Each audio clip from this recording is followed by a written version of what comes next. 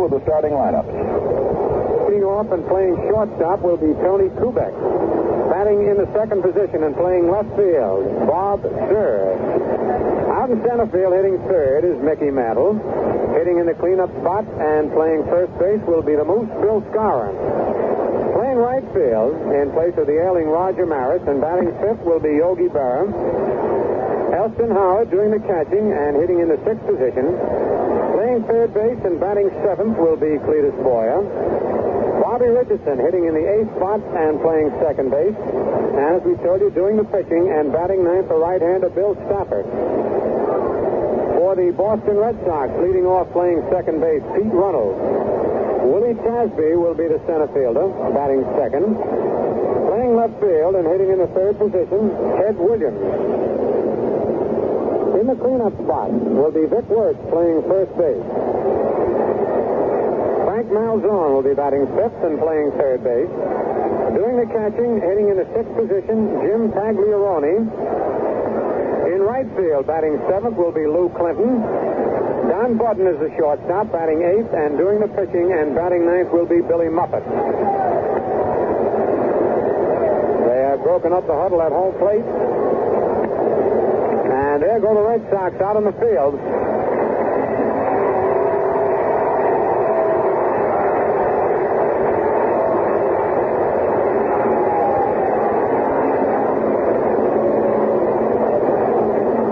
As Billy Muppet goes out to the mound,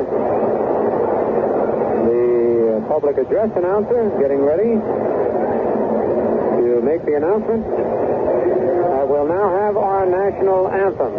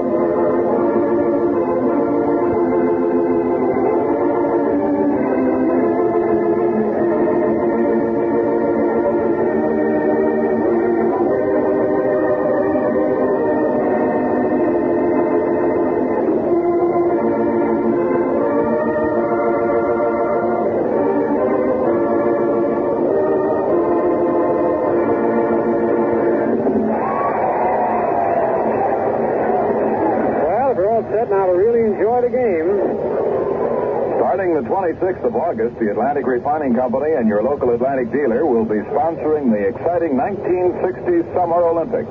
Now, speaking about things that are very good, and a fellow I enjoyed listening to, even though I was lying in bed, the voice of the Yankees, Mel Allen. Hello there, everybody. That's a good way. Except that I'm sorry you were ill, Phil. We certainly missed you and delighted that you're back. Many people wrote and asked how you were. Many people asked. And we're certainly delighted that you're back in action, though not yet quite on the beam. Right.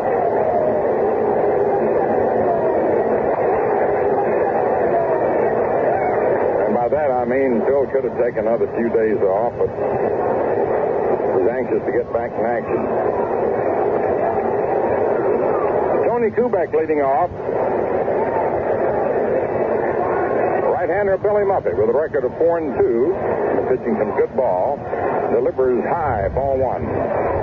Beats the Tigers 8-4 and 1-0 in successive starts July 31st and August 7th.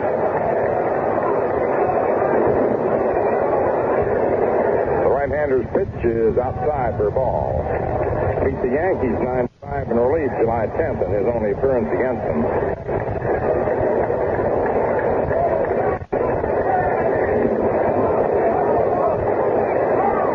Came to the Red Sox after the season began. His first appearance for him is June 25th.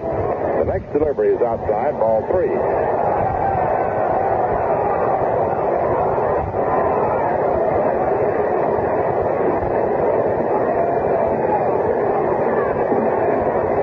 No strikes. batting .287, looks for the strike. A 3-1 count on Tony.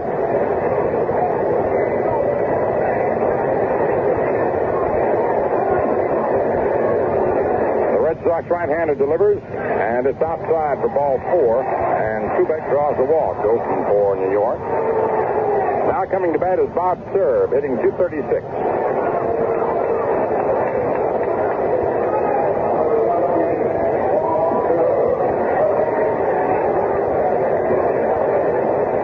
Williams is in left, Casby in center, Lou Clinton in right, Frank Malzahn in third, Don Budden short, Pete Ronald second, Vic Wertz first, Jim Pagliarone back of the plate, and Billy Muffett ready to work. Throw over to first, and Kubek is back.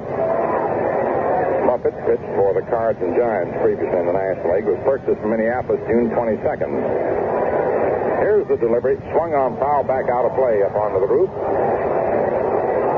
Strike one.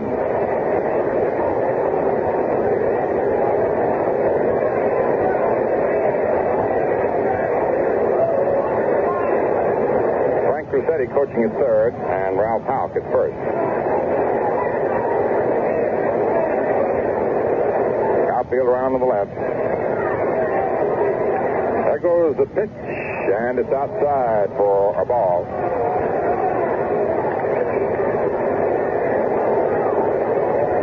Mickey Mantle on deck and Bill Skowron to follow.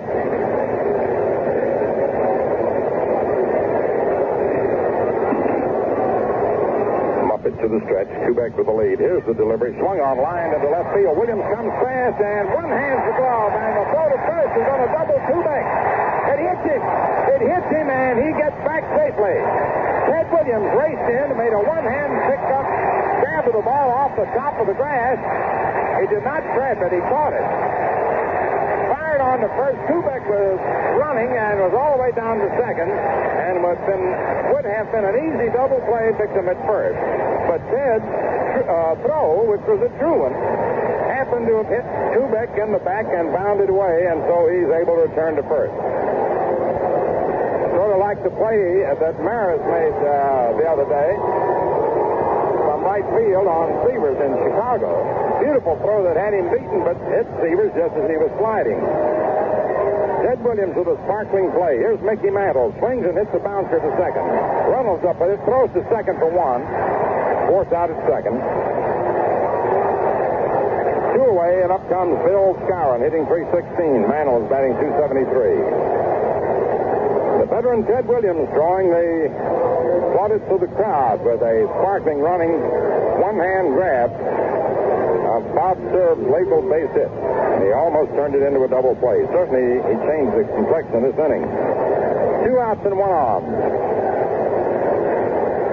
The pitch is a slow curve in there for a strike.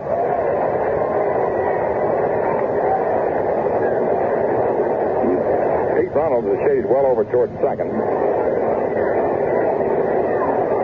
Throw over to first. Mantl's on the bag.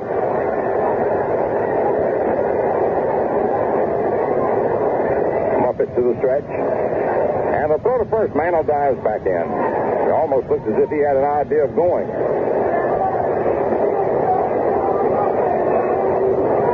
Again, the stretch. And the pitch. Another slow curve. It's outside for a ball. Reynolds, the reason I mention his position, doesn't have far to move to cover. 2 long strides, and he's in position to take a throw, which enables the catcher, of course, to get the ball off a little faster. Again, the stretch. The pitch is over the inside corner. Strike 2. 1 and 2. 1 ball, 2 strikes.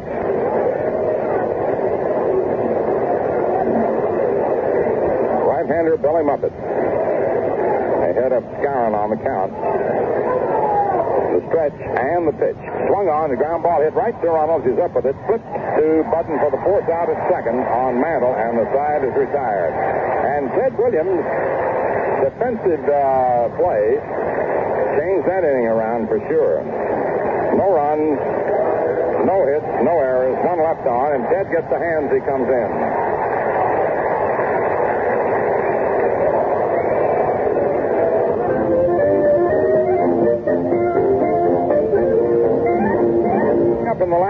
first inning for the Red Sox will be Pete Reynolds, Willie Tasby, and Ted Williams. Bill Stafford on the mound for New York. Just purchased from Richmond, a native of Athens, New York. 22 years old on August 13th, wearing uniform number 22, a 6'1", 183-pounder, and an 11-7 record with Richmond. The right-hander's pitch in there for a strike, fastball.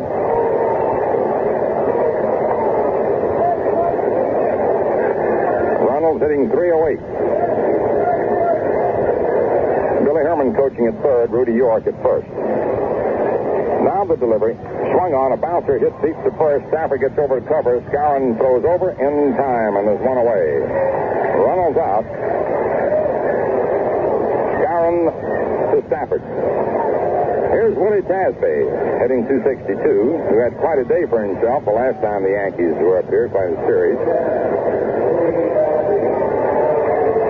The Red Sox made the trade for him, giving Stevens to the Orioles.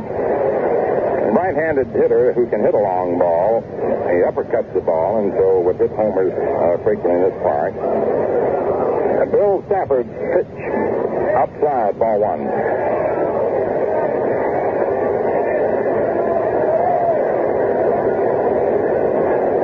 Last year, Stafford made 22 appearances, all of them as a starter, or rather this year. Here's the pitch. Swung on. There's a slice pop down the right field line. Foul. Skowron after it. Can't get it. It's out of play.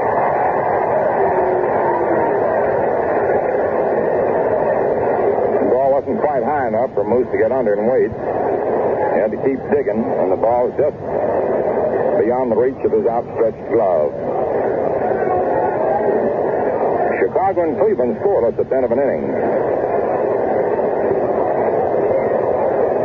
Shaw and Perry. Washington nothing. Baltimore batting in the first inning. Here's the delivery now to Tasby. And it's inside. Ball 2, 2-1.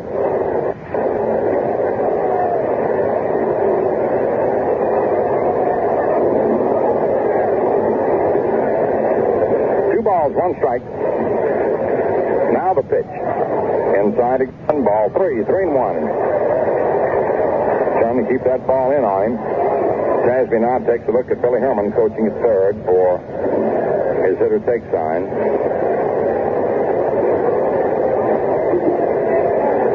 Three balls, one strike. Right-hander Stafford pitch in there, strike two, full count. Threw him a fastball. Yankee outfield tonight consists of Serb in left, Mantle in center, and Berra in right. Yogi shifts a couple of steps more to right center now. Full count on Tasby. And the payoff pitch. Swung on, ground ball hit back through the middle, and it's in there for a base hit. Kubek actually fielded the ball. It just got through. And here's Ted Williams coming up.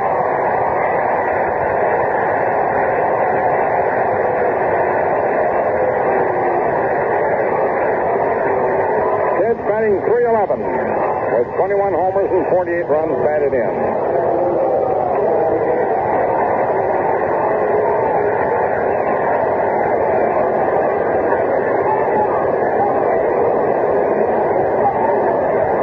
Here's the pitch, and it's in there for a strike. 513 Major League home runs. He ranks third among the all-time home run hitters.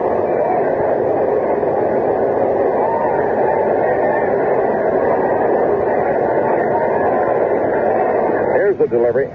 Change up is high for a ball, 1-1. Rudy York walks over to say something to Tasby.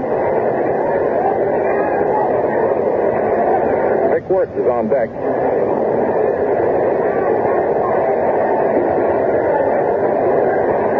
One on, one out. Throw to first, and Tasby's back.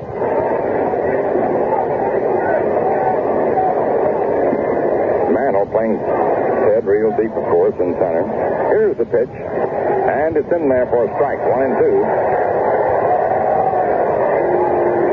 Fans always always roar when the sluggers either take a strike or miss it, or strike out or hit a home run. Whatever they do, they get extra roars. And properly so. 1 ball, 2 strikes. Ted is looking over the pitching a little. First time he's seen Stafford. The right-hander ready. The delivery. And it's inside. Ball 2. 2-2. Bill, that's what DeMaz used to always say. So I always used to like to go up there and look over the pitching a little bit, meaning he'd look at a couple of pitches. Yeah, those good hitters can do that now. Yeah. Difference between looking it over and overlooking it. 2 balls, 2 strikes. Casby with the lead. And the pitch. Swung on. Little tap to the mound. Stafford has it. Throws to second. They got one. Kubek back to first. It's safe.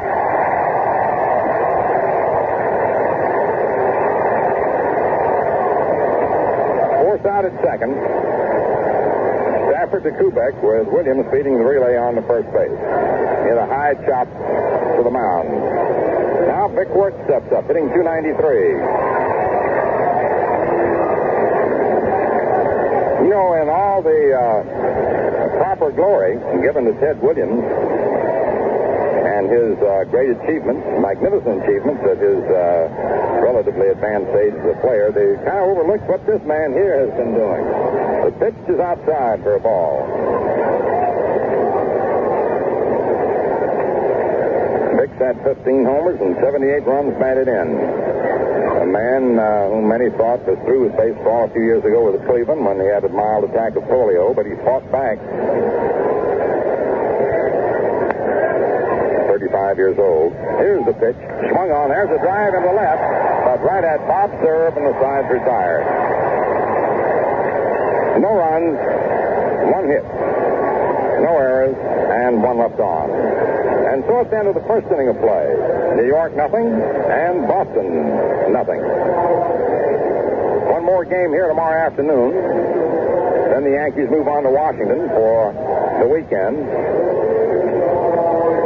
And, of course, we will resume this for the benefit of people in the metropolitan area. Our telecasting on Friday night, Saturday afternoon, and Sunday. And the Yankees return to the stadium on Tuesday night, the 23rd, with the Chicago White Sox, leading the Western clubs into the stadium for the final time this year. Every game is crucial now. Not that they haven't always been, but you know, as you get closer to the end, there's less margin for error. Tuesday night, the 23rd, Wednesday afternoon, the 24th, the Chicago White Sox. And then that triple-packed weekend. A twilight doubleheader with Cleveland on Friday night, the 26th, the Saturday afternoon doubleheader on the 27th. The twilighter starts at 6 o'clock, the afternoon doubleheader at 2 on Saturday, and the doubleheader with Detroit on Sunday at 2. Then Kansas City, Tuesday night, the 30th, and Wednesday afternoon, another doubleheader, and that's with Kansas City on the 31st. Yogi Berra at bat in the second inning. Right-hander Billy Moffitt's pitch is outside for a ball. Berra batting .308. Howard and Boyer to follow. The pitch is inside for a ball, 2-0. Chicago, Cleveland scoreless end of 2. Washington, Baltimore scoreless end of an inning and a half. The delivery to Yogi in there for a strike. And in a tremendous game, the Cubs beat the Dodgers 1-0, getting one in the 9th inning this afternoon. Yogi swings the next pitch, sends a long drive to deep right. Going after it is the right fielder, Clinton. He makes the catch right at the barrier. One away. Yogi sent Clinton to the barrier in right center for his long drive. Philadelphia, nothing. Pittsburgh batting in the first inning. The other 2 games later start. Elston Howard comes up, hitting .249. No score, first half the second inning. The pitch to Ellie is a curveball outside, ball 1.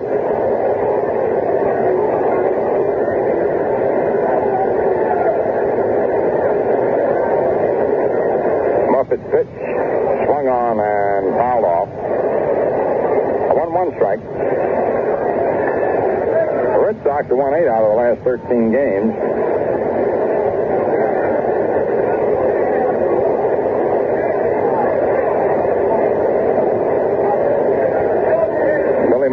delivery, and it hit the bat. I don't know if it hit Ellie or the bat. It was a curveball.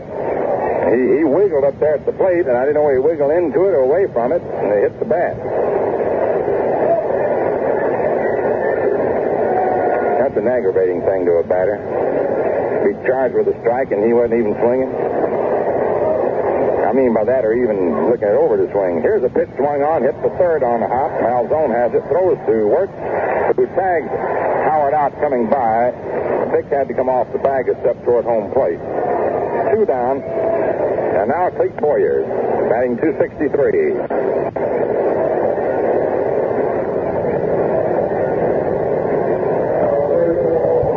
Whatever the outcome of this season, a lot of praise must be heaped on the shoulders of this young man.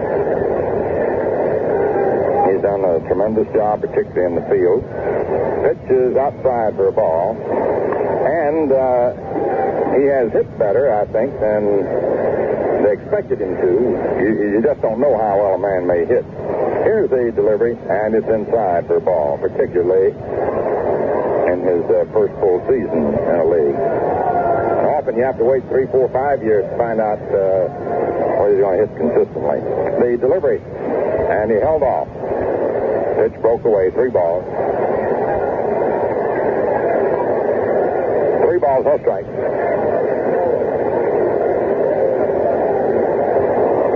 3 balls, no strikes. And the pitch swung on. They gave him a green light here. 3-1. You have to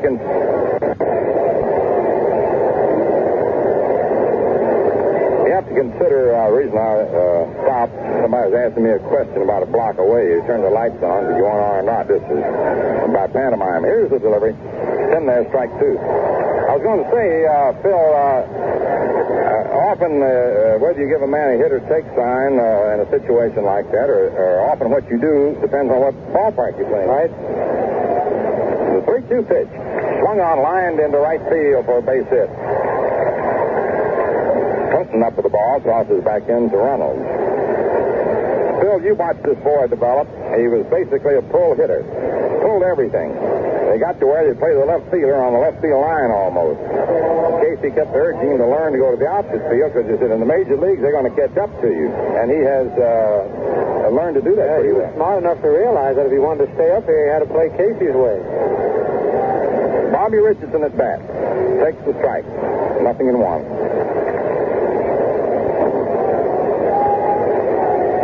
Well, it's not only Case's way. I would say that is it's the right way. Any manager's way. Right. No balls, 1 strike. Pitch to Bobby. Change up, blowing away for a ball. 1-1.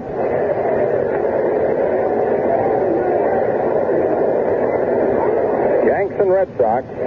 You throw the standings out when these two teams get together.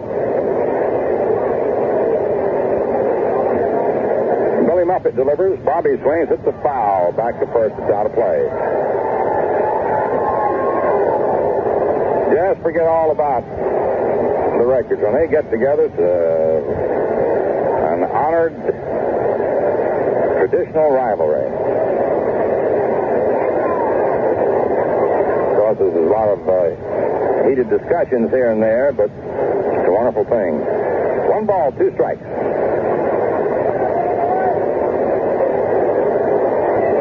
2 men out in the second inning, no score. Muffet's pitch swung on it, missed. He went for a low fastball. No runs, 1 hit, no errors, 1 left on. At the end of an inning and a half, New York nothing and Boston nothing.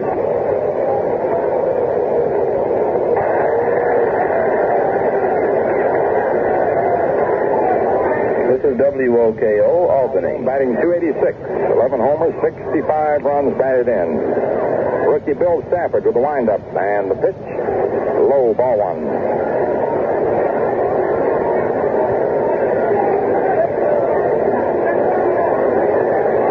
Bill's the newest member of the Yankee Stafford. Now the pitch.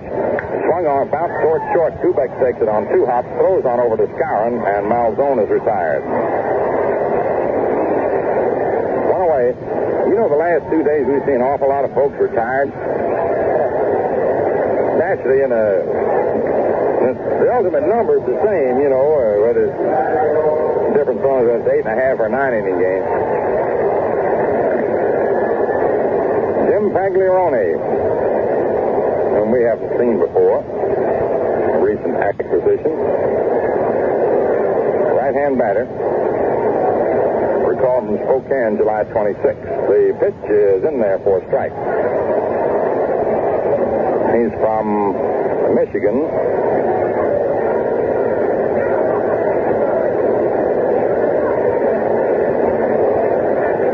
Fourth here in organized ball. Pitch is lined over short into left field for a base hit. Sir fires the ball back into second. That ball just cleared the glove of Tony Kubek. He leaped. The ball kept rising and cleared his glove. A line single to left for the second hit off Stafford. And up comes Lou Clinton. Batting .218. He was with the Red Sox earlier, was returned to optioned out again to Minneapolis and recalled. 1 on, 1 out, no score, second inning. Check to the runner. The pitch in there for a strike, curveball.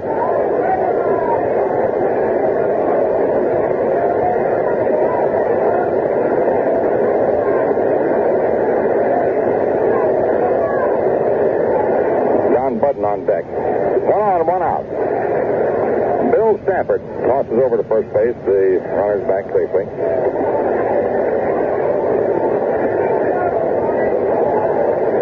The right hand of the stretch and the pitch. It's low for a ball.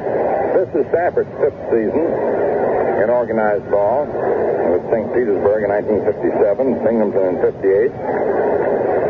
With both Richmond and Binghamton in 59, and with Richmond at this season.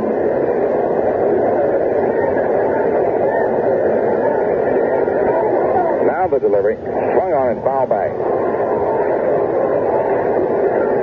Fourth season, excuse me. A 1-2 count.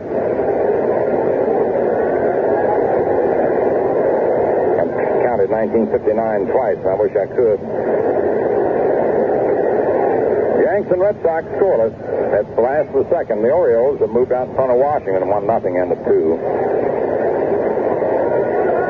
Stafford's delivery. Swung on and missed. Strike 3. He got him on a sweeping curve, broke blowing away.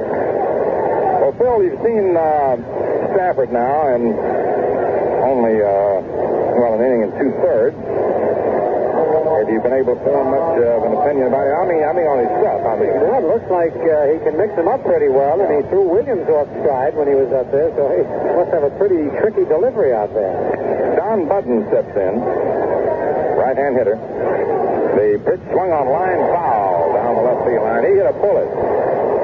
Didn't have him off stride, but which brings up an interesting point. I suppose. Well, as a matter of fact, Bill, I've heard, you and I heard the ball players talking about this. You watch what a pitcher is doing. A lot of times they keep getting that first throw, getting that first. The guy's taking. All of a sudden, a man walks up and he says, "At fastball, I'm going to cut." And that's probably what he did there, huh?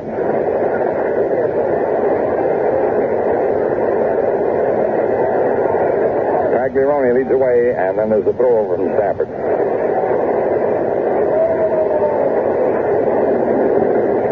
Right-hander again to the stretch. Here's the pitch to Budden. He stepped up on the curveball, bounces it to Richardson, flips to Kubek for the fourth out at second. Budden ran up into the front of the batter's box to try and hit the curve the other way. He guessed right twice in a row, didn't he? No runs, 1 hit, no errors, 1 man left on. 10 of 2 innings of play, no score. Yankees, no runs, 1 hit, no errors, 2 left on. The Red Sox, no runs, 2 hits, no errors, 2 men left on. Remember, starting August 26th, the Atlantic Refining Company and your local Atlantic dealer will be sponsoring the 1960 Summer Olympics. See your newspaper's TV program listing for time and channel. Baltimore leading Washington 1-0 end of 2. Fisher and Lee. Chicago and Cleveland scoreless end of 3. Perry and Shaw. Kansas City and Detroit later start. The National League this afternoon. Chicago beat Los Angeles 1-0. Hobby beat Drysdale, and it was Ernie Banks who hit his 34th homer in the last 2 nights to win it. Pittsburgh beat the Phils. I'm sorry. Pittsburgh won. The Phils nothing, 7 inning and a half. Haddock against Buzzard. Milwaukee, Cincinnati, San Francisco, St. Louis. 2 nights. Remember, the Yankees will be home next Tuesday night and Wednesday afternoon with the Chicago White Sox.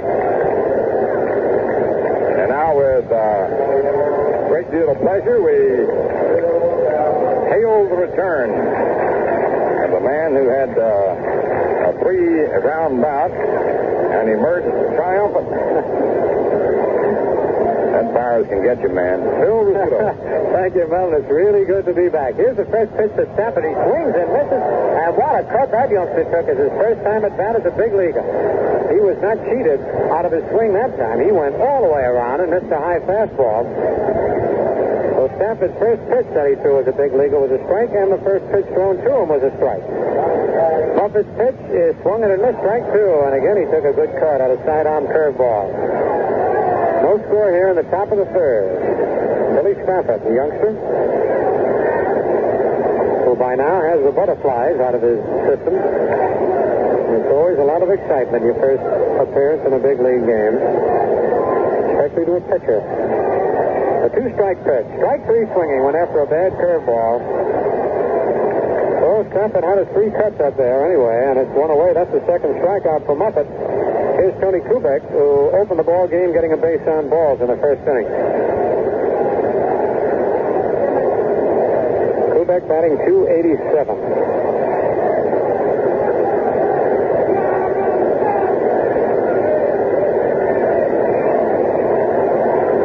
Muffet's pitch to Skowron is on the inside corner, strike 1 call. Johnny Stevens calling balls and strikes. Tony Kubek is a batter. I was looking at Skowron's run scored. The pitch to Tony is a curve on the outside corner, strike 2. 0-2 on Kubek. Tony has scored 56 runs, and Skowron has scored just 46. But if you remember earlier in the year, Moose was doing all the hitting and nobody was driving him in. The pitch is swung and a miss, strike 3. So on 6 pitches, Muffet strikes out Stafford and Kubek here in the top of the third inning. That last pitch was a knuckleball that Tony waved at. Here's Bob Serve, who lined onto left field. Ted Williams making a spectacular shoestring catch on the low line drive. Took the Yankees out of a big inning. 0-0 in the top of the third.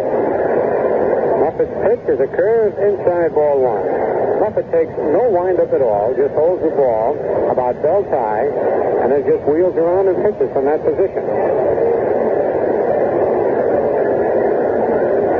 Is foul, out of play over the roof and back of first. 1-1. Muffet is 6'1", 193 pounds, and he's not a fastball pitcher, so on occasion he can sneak one by you. Likes to mix up his speed, change of paces and curveballs. Here's the pitch. Slow curve, hit on the ground. The shortstop to his left, gloves it one hand, throw to first. In time for the out. A beautiful play by Don Button as he took a base hit away from Bob Serve. The Yankees go down 1-2-3 in the top of the third inning, 0 across. The score at the end of 2.5 innings, the Yankees 0 and the Red Sox 0.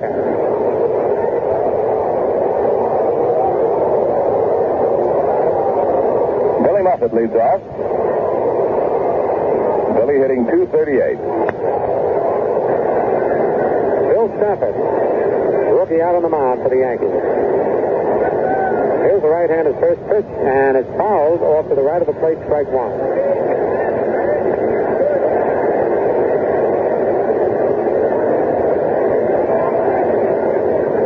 Yankees, who just won 2 very important ball games from the Baltimore Orioles, trying to make it 3 in a row. A 1-strike pitch, curve outside, ball 1, 1-1. Billy Herman coaching down at third, and Rudy York at first for Boston.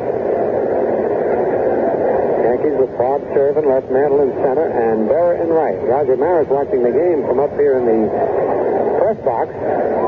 Pitch is swung at a missed strike to a high fastball. He went all the way around.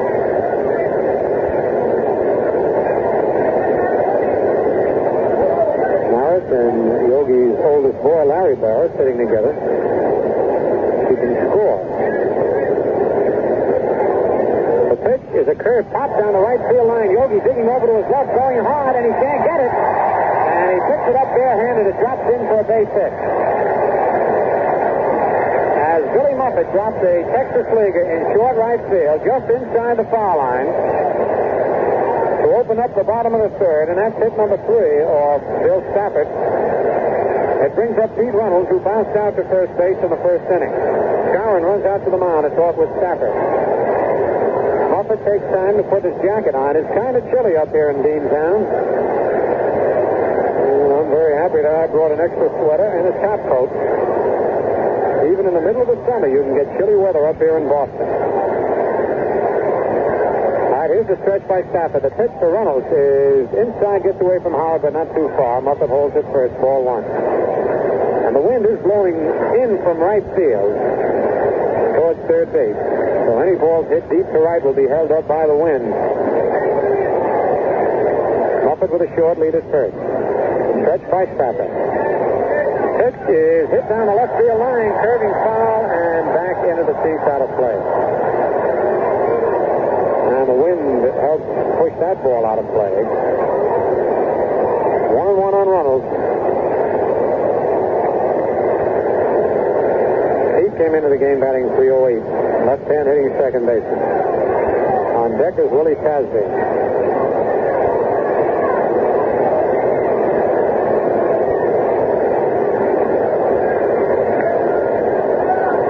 Set. Curve on the outside corner. Strike 2. 1 ball, 2 strikes. Stafford goes to the Rosenberg. Likes to rub up that ball. Now he checks the sign from Howard.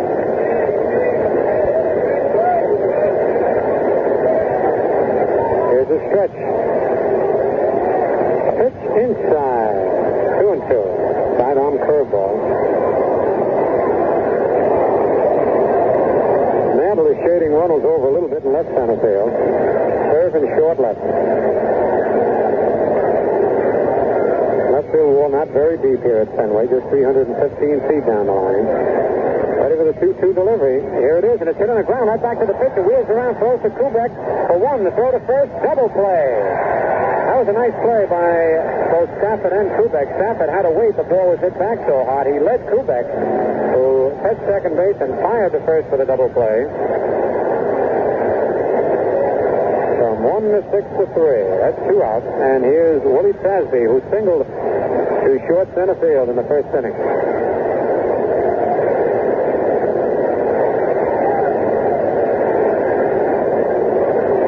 And nobody on. No score. Bottom of the third.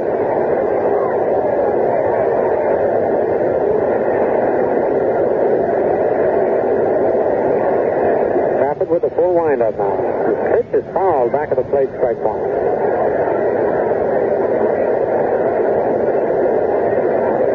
And as Mel told you earlier, last time the Yankees faced Tasby here, he had 5 for 5, and he singled his first time up, so that's 6 consecutive base hits that Tasby has had off Yankee pitching here at Fenway Park.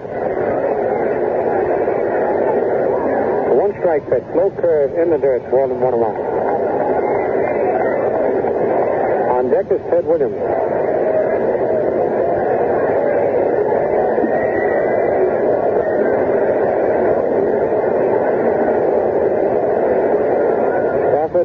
Suddenly calls time and wants a new baseball.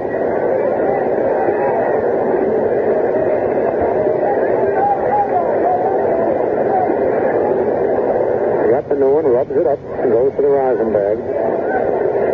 1-1 the count, 2 out, nobody on.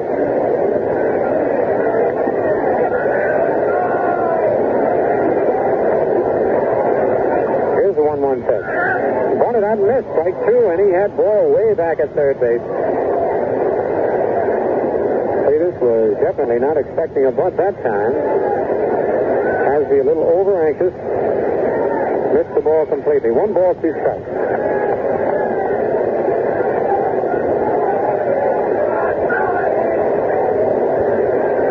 Stafford into the windup.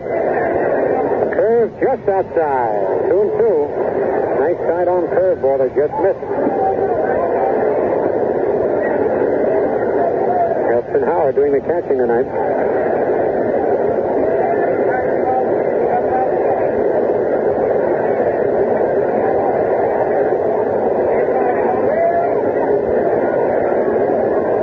Takes a sign with a glove on the left knee. Here's the windup. Curve inside. Ball 3. Full count. That ball just missed. 3-2. No score here in the bottom of the third.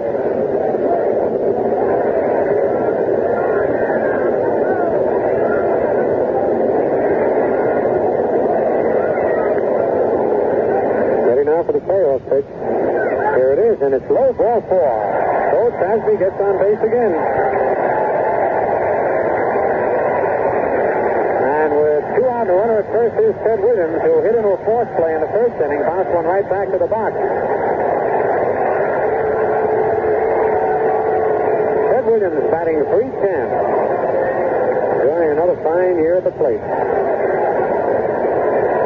Made a great defensive play in the first inning, took a base hit away from third. Here's the stretch by Stafford. Change up, low inside, ball 1. On deck, Vic Wirtz. Howard rubs up the ball before flipping it back to Stafford. 2-away. Scarron holding first against Tasby.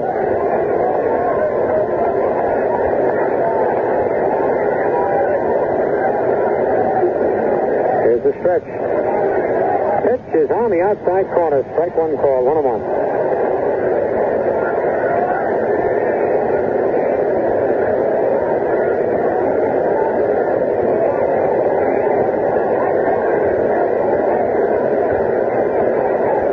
Tasby short, lead off first base.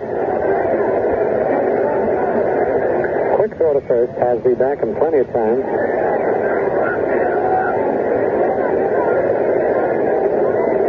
Stretch by Stafford. Curve outside. Ball 2, 2-1.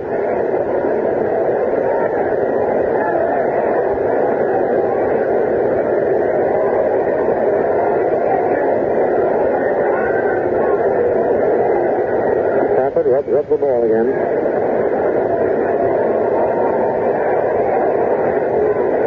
Here's the stretch by the right-hander. Curve is swung and it missed strike 2, and he took a little bit off that curveball and had Williams way out in front. His first time at bat, he went after a change-up curve, hit it off the end of the bat, right back to the box. 2 balls, 2 strikes, 2 outs.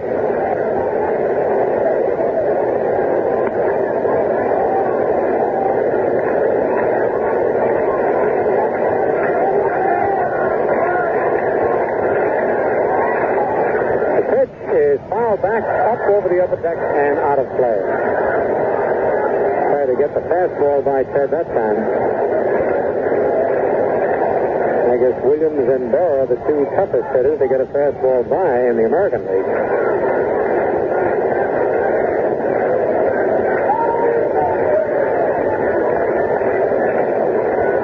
Still 2-2 on Ted. Choking up a little bit on the bat. Again the stretch. Curve hit on the ground. Richardson was right. Guy can't get it. He can't handle it. And it's a base hit for Williams. As Richardson got part of his glove on the ball and then kicked it a little bit with his foot, but it goes as a base hit. Richardson was playing Williams in the hole and out on the outfield grass, and Ted hit it close to second base. An infield single for Williams. That's hit number 4 off Stafford. That puts runners at first and second with 2 outs. And here's Vic Wirtz, who lined out to left field in the first inning. Wirtz, who leads the Red Sox in RBIs with 78, batting .292. Has 15 homers and 17 doubles. Williams at first, Tasby at second. No score, bottom of the third. The stretch, the pitch is on the outside corner. Strike 1 call.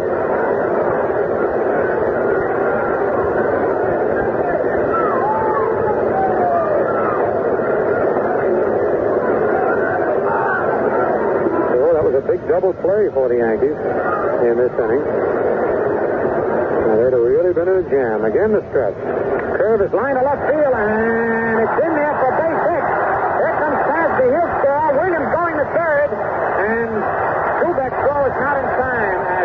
was over there to cover.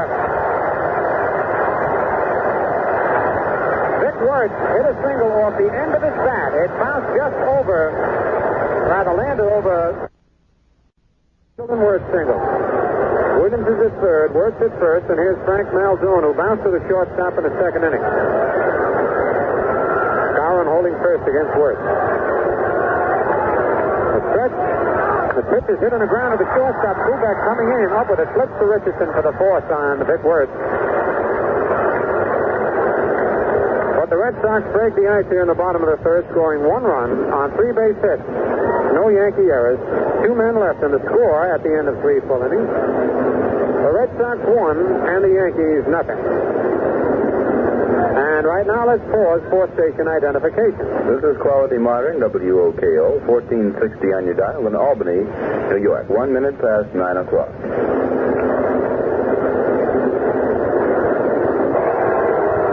In the top of the fourth, Mickey Mantle, who bounced into a fourth play in the first inning, will lead off. 1-0, the Red Sox lead. Billy Muffet, the right-hander, ready. The pitch to Mantle is outside and low, ball 1. Although the Red Sox did not hit a ball hard, or Billy Stafford that inning, they were able to score a run. There's a slow curve low, ball 2, 2-0. And if it weren't for the double play that Stafford started, the Red Sox would have really had an inning.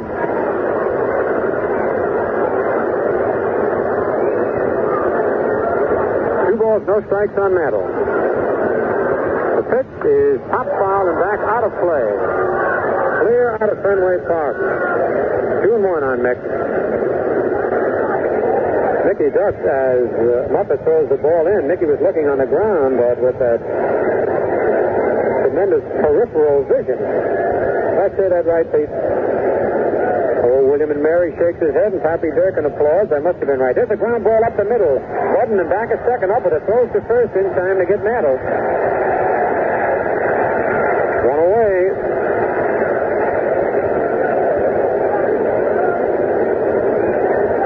That'll bring up Bill Skowron, who bounced to second base in the first inning. 1 out, nobody on.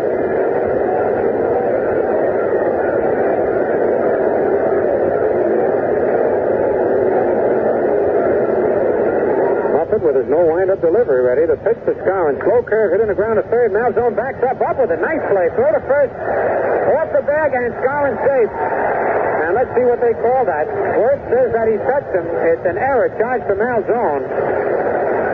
And that's one of the few times that we've seen Malzone let a ball play him. In other words, he backed up on the ball instead of charging it, and he made a difficult play out of it. He still had the ball in time, but his long throw pulled Wirtz off the bag. Wirtz claims that he still tagged Skowron as he went by, but first base umpire Bill McKinley thought otherwise. And Skowron safe on the error. Brings up Yogi Berra, who flied deep to right field in the second inning. And as we told you, the wind is blowing in from right, so you really got to hit a ball hard to hit a home run in right field or right center. All right, here's the stretch. Pitch to Yogi. A fly ball to right center field. The wind's going to hold that up. The center fielder, Willie Tasby, under it, makes the catch. Skowron hustles back to first base. Anything hit in the air out towards right field or right center will be held up by the wind. With 2 out, here's Elston Howard, who bounced to third in the second inning. The error by Malzone was the first by either team in the ball game. Malzone usually leaves all third basemen in fielding. All right, here's the stretch by Muffet. Pitch to Howard. Outside, ball 1.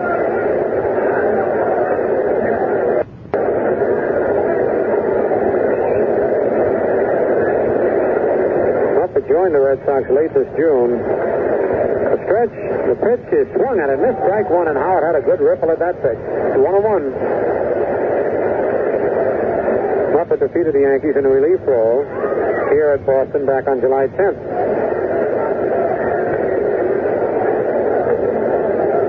The stretch, the pitch is a curve inside, ball 2. Muffet shakes his head a little bit at that call out on the mound.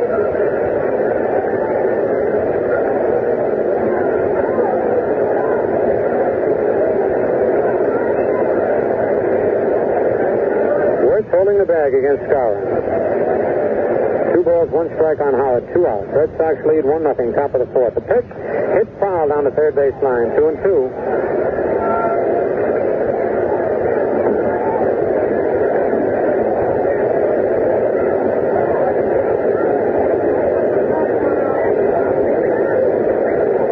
The Yankees, who in past years have enjoyed better success or more success on the road than at home, this year have won. Virus database has been updated.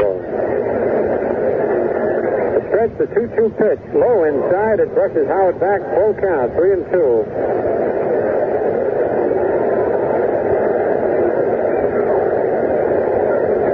So with 3-2 on Howard and 2 outs, Skowron will be off with the pitch. Muffet goes to the rosin bag.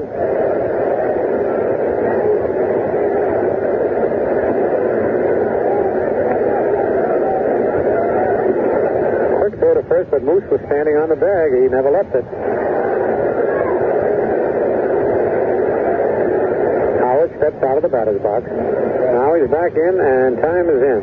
Here's the stretch. The payoff pitch is hit high in the air to deep left field. Williams going back near the wall. He's under it, and he makes the catch, leaning against the scoreboard. Ted Williams, who plays left field here at Fenway like he owns it, he's played here long enough, timed that ball perfectly, set his back against the scoreboard, and reached up and made the catch. And again, the wind was a factor. For the Yankees, in the top of the 4th, no runs, no hits, 1 Red Sox error, 1 man left. The score at the end of 3.5 innings, the Red Sox 1 and the Yankees nothing. Summer is the season to get out, to go places and have fun. It's no time to have your car performing under par because of a dirty carburetor. And that's one good reason to use Atlantic Imperial, the gasoline that cleans your carburetor as you drive. You see, Atlantic Imperial loosens, dissolves, and gradually washes away those hard, crusty deposits that form inside the carburetor under the normal driving conditions. Now, these deposits can cause frequent stalling, rough idling, and gasoline waste. What's more, Atlantic Imperial's protective action keeps those deposits from forming again. Today, more and more people are using Atlantic Imperial in their cars. It's the gasoline that cleans your carburetor as you drive and keeps it clean.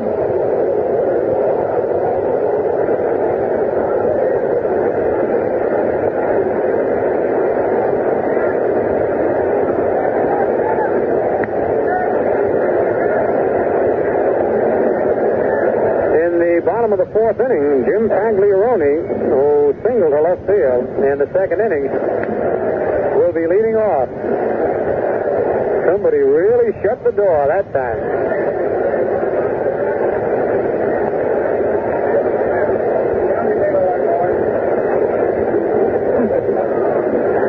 Big right-hand hitting catcher, digging in against Bill Stafford, the rookie for the Yankees.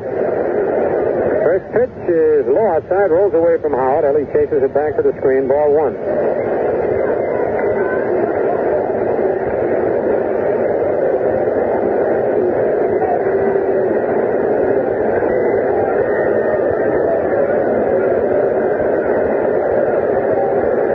The Red Sox lead. Pagliarone's a big boy, 6'3" and 190 pounds. Takes the pitch low, ball 2-0. He was born in Dearborn, Michigan, and that's right near Bob Cazava's hometown. Remember when he did such great relief work for the Yankees? Bob lived in Wyandotte. The 2-0 delivery is a swing and a ground ball to third. Boyer comes in, gets it on the big hop. There's throw to Skowron, backhanded, and it's 1 away. Well, out here's Lou Clinton, who struck out in the 2nd inning. Clinton has taken over since the unfortunate illness by Gary Geiger, who is having a great year, batting .301. Fortunately, Gary looks like he's going to be all right and back in action again next year. The pitch to Clinton is fouled right over towards the Yankee dugout, strike 1. Clinton, a right-hand hitter, throws that bat way down on the end.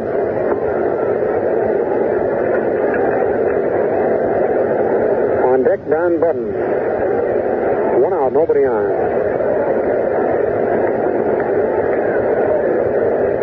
Inside, ball 1, 1 away.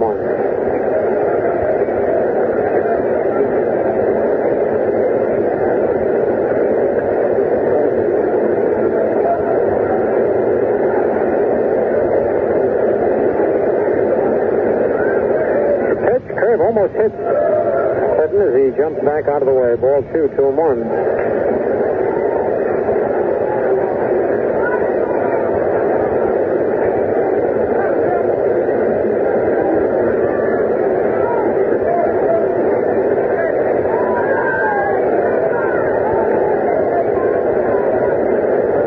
One strike.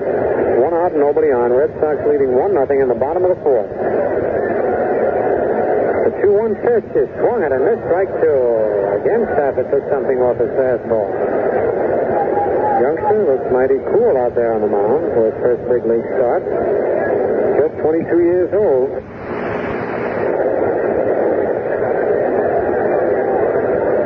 2-2 the count.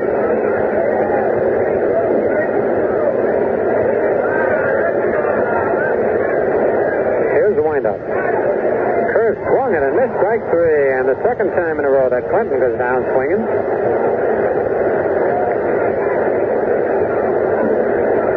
That's the second strikeout for Stafford, and here's Don Budden, who bounced into a fourth play in the second inning. Right-hand hitting shortstop with a closed stance.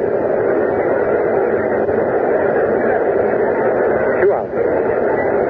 Stafford's pitch is right down the middle, strike 1 call. He had a little extra on that fastball.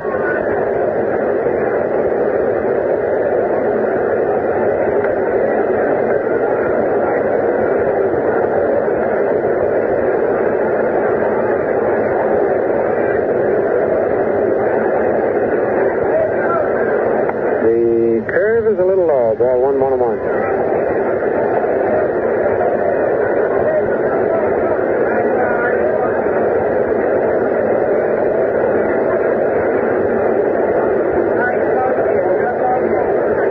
Stafford's 1-1 delivery. It's swung at and missed. Strike 2. He threw a fastball right on by him.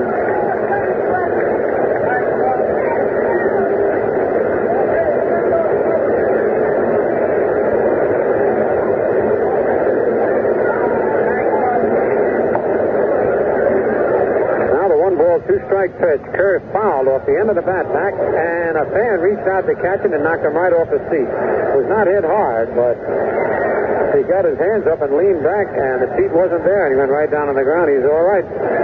He did not get the ball, though. He slowed it down for a fan in front of him to get it. 1-ball, 2 strikes. Stafford rubs up the new ball.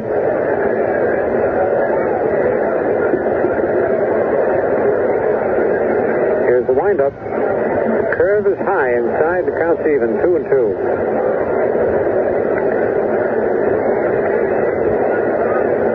Seattle is deep and over towards left center on Budden. Don has 17 doubles, 3 triples, and 6 homers.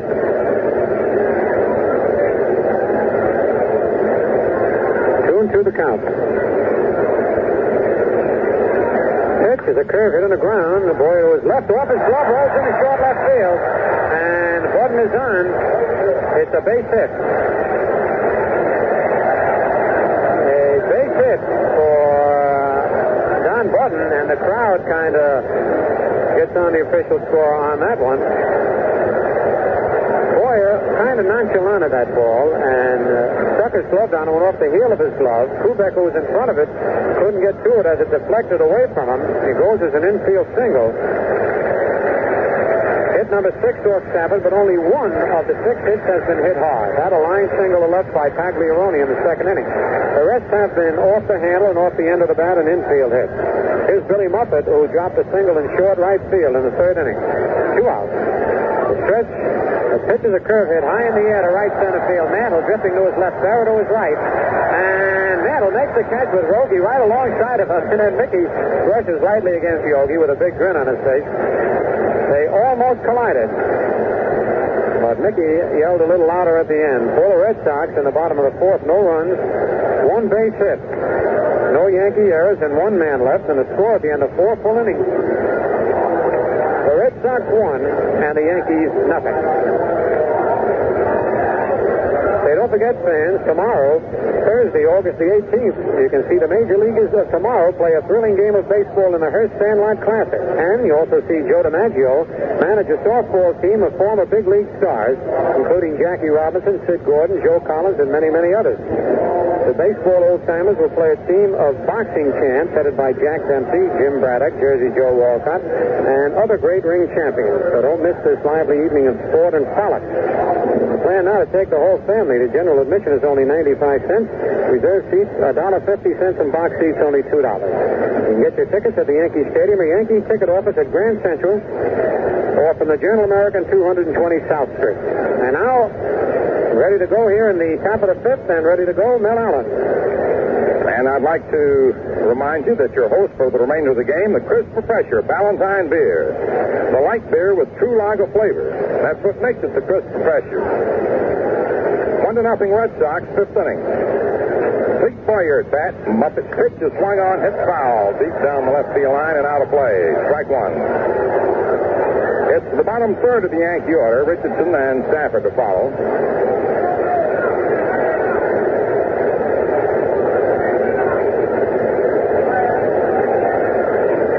Muppet, who has appeared against the Yankees once this year in relief and has returned to Victor, delivers.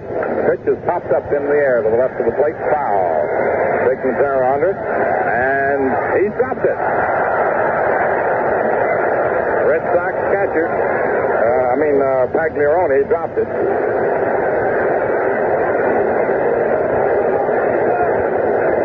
He's charged with an error.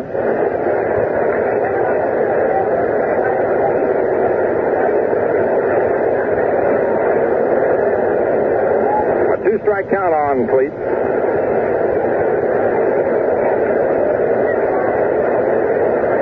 Struck out in the second inning. Hitting .261.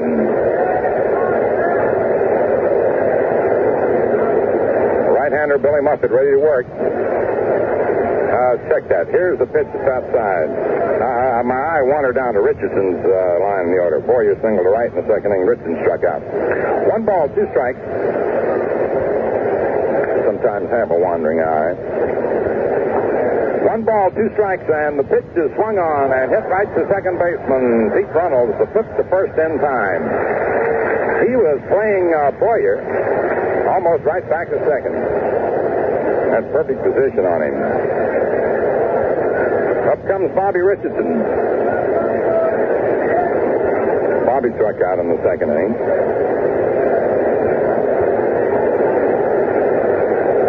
1-0 Red Sox, first to the fifth. Muppet's delivery, swung on, foul tip, strike one.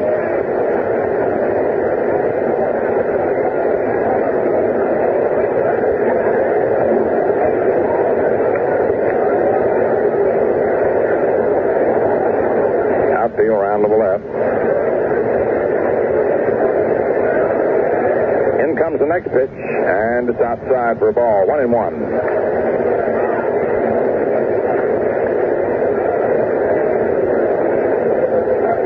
1 strike.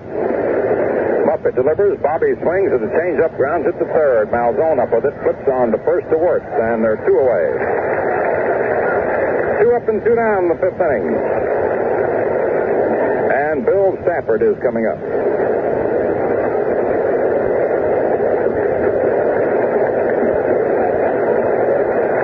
The Yankees have had only 3 base runners.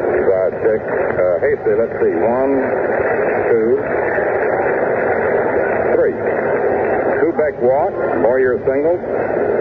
Scarron got aboard on an error.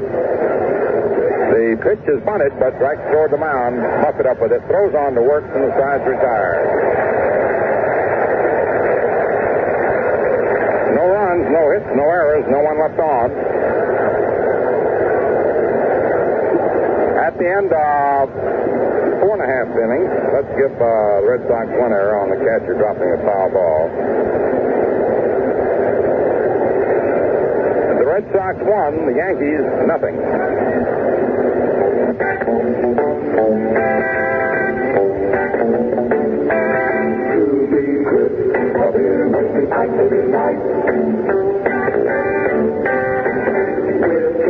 the flavor, precisely right.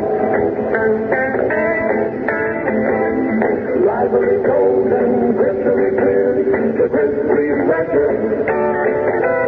Found on Valentine's beer. Hey, get your cold beer. Hey, get your Valentine. Hey, get your cold beer. Get your ice cold Valentine's beer. Get your ice cold Valentine's beer. Get your ice cold Valentine's beer.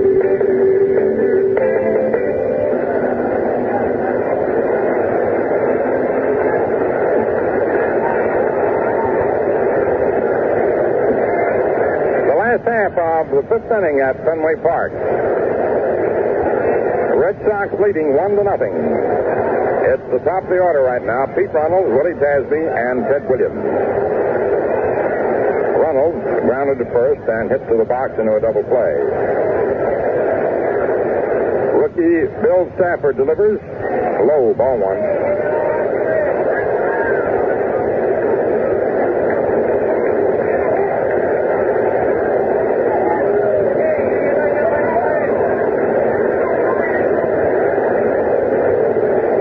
Batting 306.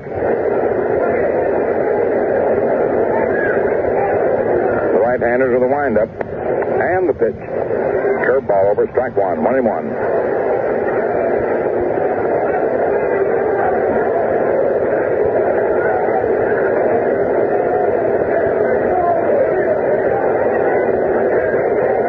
Outfield round toward left. In comes the next pitch, and Runnels lines it into center field. Mantle moves in on it and takes it. One away. Runnels lines out to Mantle. Here's Willie Tasby, who singled to center and drew a pass. The only walk thus far issued by Stafford, but it turned out to be a vital one and a crucial one. It came with 2 outs in the third and was followed by singles by Williams and Wirtz to produce the Red Sox run by which they now lead in the fifth inning 1-0. Here's the delivery, and Tasby takes it over the inside corner. Fastball, strike one. They've been pitching him tight. Maybe in my imagination, but it seems to me that Tasby is backed up just a little bit from the plate over what he has been the first couple times up. Change up is high for a ball, 1-1. It always amazes me, you can sit upstairs, and a hitter may adjust his stance slightly, that is, in proximity to the plate. Now, this time, Tasby's front foot is moved into the plate a little bit more. Here's the pitch, and it's low for a ball. I started to say, and it's so imperceptible, but Phil, that time he could see him. He moved in, didn't he? He sure did. He's trying to figure out Fox to tap it out on the mound. That's why you notice the catcher often when he goes down and gives a sign, look at the feet of the batter to see how they're positioned. 2 balls, 1 strike. Stafford's pitch inside. Ball 3, 3-1.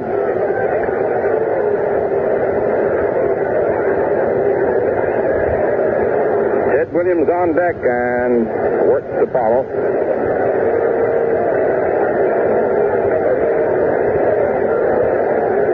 Red Sox leading 1-0. It's the fifth inning.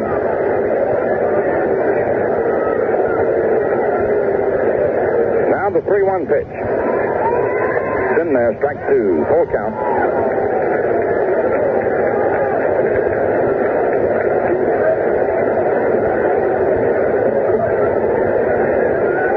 Balls, 2 strikes. 1 out.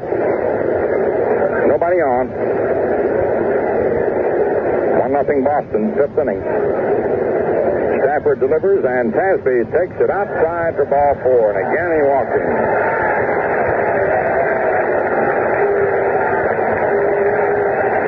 Second time in a row, Tasby's walk ahead of Williams and Wirtz.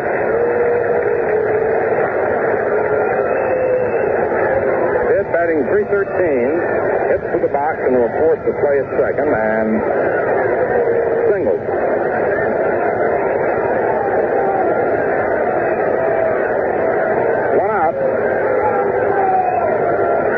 stretch. The pitch to Williams. Swung on. Ground ball hits the Scowen. Backhands it. Throws down to Kubek for one. Back to first. Too late. They got Casby. The throw from Scowen pulled Kubek not off the bag, but forced him to lean far toward the home plate side and reach for the ball so that he was not in position for a stand-up throw to first where he could get any steam behind it and thus defeated the double play. It's the fourth out at second. Scowen to Kubek. Williams on first, and the batter is Vic Wirth, who flied to left and sliced a single to left to drive in the Red Sox run in the third inning. Phil Stafford pitch in there, strike one, fastball.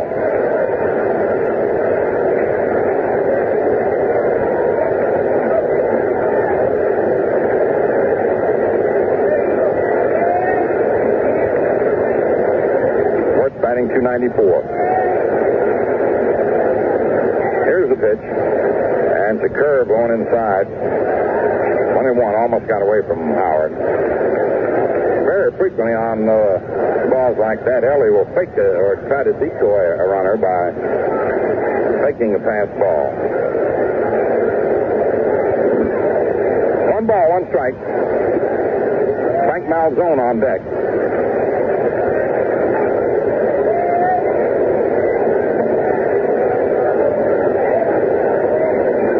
Stafford gets his sign. Scowen station just stepped in behind Williams at first. The right-hander ready. Here's the pitch to Wirth. It's outside for a ball. 2-1.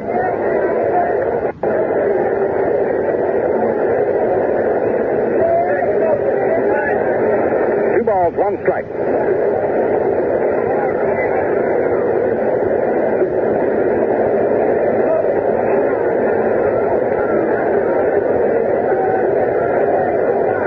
The right-hander once more to the stretch. Here's the pitch, and Wirth fouls it back to the screen. The count is 2-2. An afternoon game here tomorrow. Our airtime is 1:25. On Friday night, Saturday afternoon, and on Sunday, we will televise the road games from Washington, as well as radio them.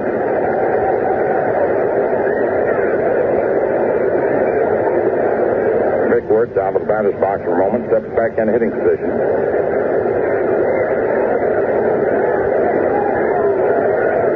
He's the leading Red Sox RBI man, the 78. 79 now. 2 balls, 2 strikes, 2 outs, and the pitch. High outside, ball 3. Full count.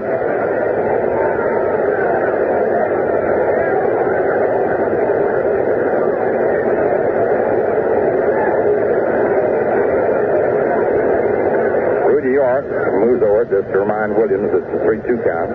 2 away. To be off and running. Stafford into the stretch. There goes Williams. The pitch is swung on. A ground ball hit wide of first. Scowen backhands it. Slips to Stafford covering in time. And the side is retired. No runs. No hits. No errors. 1 left on. At the end of 5 innings of play, Boston, 1 run, 6 hits, 1 error, 6 left on. The Yankees, no runs, 1 hit. Let me check that again. Who are they introducing? Oh, the Dallas Texans football team. Checking the totals again. The Red Sox, 1 run, 6 hits, 2 errors, 3 left on. The Yankees, no runs, 1 hit.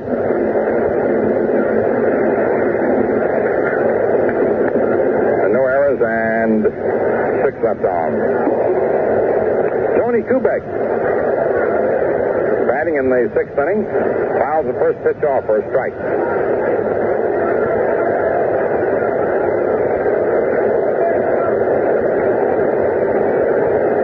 Walked and struck out. And the delivery way outside for a ball, 1-1.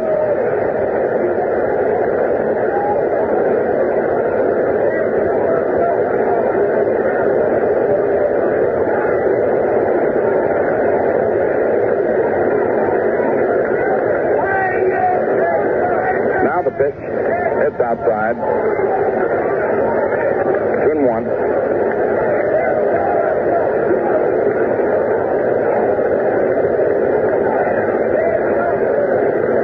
Next pitch is swung on, lined into center. Nasby grabs it and has one away.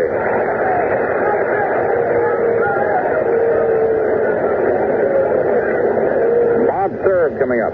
Flied to left and grounded to short.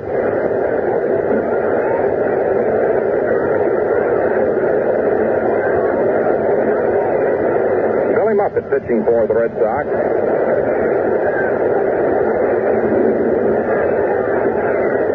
And the delivery. Inside, ball. Oh, it nicked him. It just nicked him. Just nicked the front of his shirt, and he's aboard.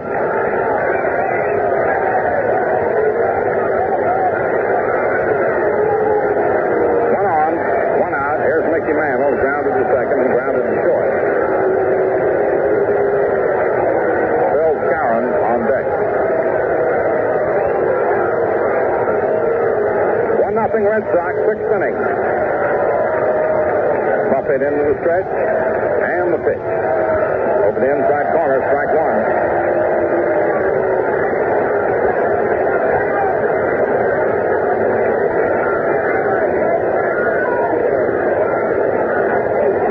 Right-hander ready. Here's the pitch. Slow curve inside, ball one, 1-1. Buffett working rapidly.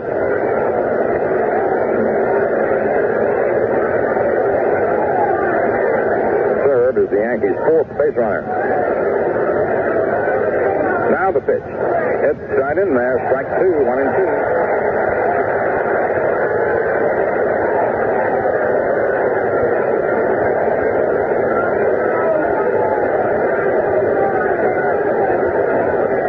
Right-hander again set, delivers, and Mantle swings and hits a foul down the left field line, out of play. He tried to go to the opposite field, which he did, but foul.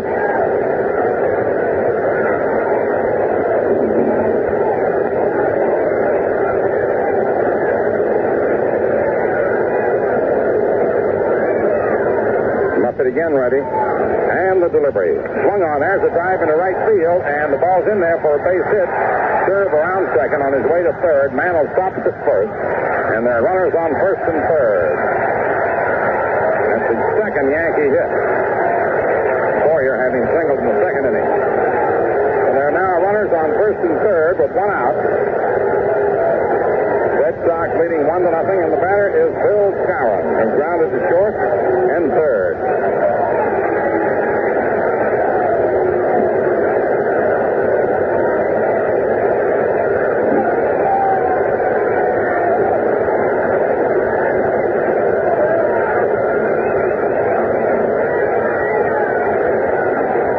Hitting .315. One out now, and runners on first and third. The pitch to the Moose is in there for a strike. Breaking pitch, got the outside corner. Runnels is playing Skowron way over towards second base. Worked only against Mantle. He's got a good ground shot between the two. Here's the delivery. Swung on and fouled back out of play, and he's quickly in the hole, 2 strikes.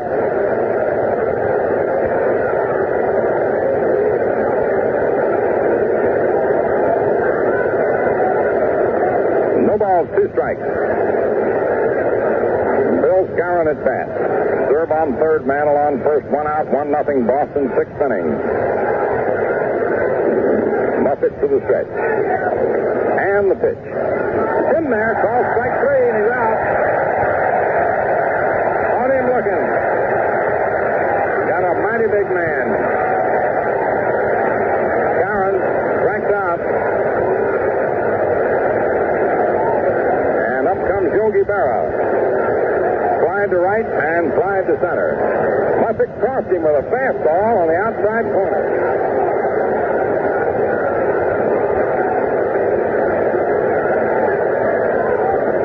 Jim Pagliarone goes out to talk to Muffett. Moose figured he, I guess, sitting up here, Phil, speculating, which you can only do, Moose probably figured he was going to waste one on him, and he tried to get him to go fishing. He sure did, and he came in with it. He really came in with it. A real hard fastball. So here's Yogi up now with 2 down. Red Sox leading 1-0. Billy Muffitt's pitch. Up high, ball 1.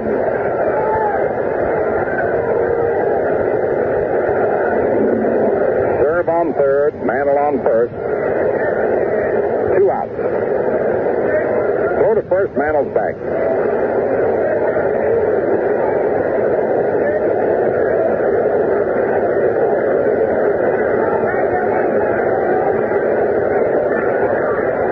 Right-hander set. And the pitch. Swung on a ground ball, hit the second. Up with it is Reynolds. Throws to first, and the side's retired. No runs, 1 hit, no errors, and 2 men left on. And the score at the end of 5.5 innings remains Boston 1, New York 0. This is WOKO, Albany.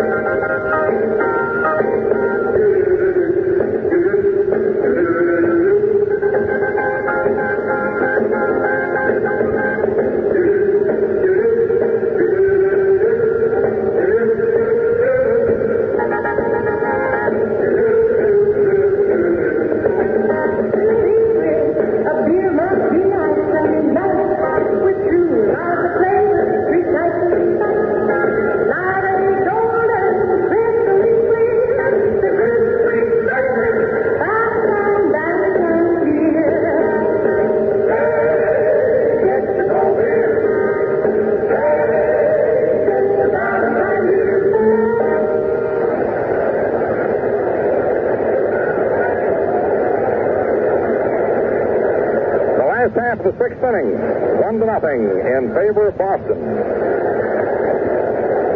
Frank Malzone will lead off, batting 5th in the order, to be followed by Jim Pagliarone and Lou Clinton. 1-0 Boston as the Yankees further away their first opportunity to score in the 6th. Billy Muffett, who has turned in a tremendous game, striking out Scarron, a key man. Billy Stafford delivers to Malzone. Curveball over, strike 1. And this rookie, by the way, in his first major league start, regardless of what may happen here on in, has turned in an outstanding job. The pitch to Malzone, it's in there, strike 2, and a beautiful changeup. Malzone grounded to short twice.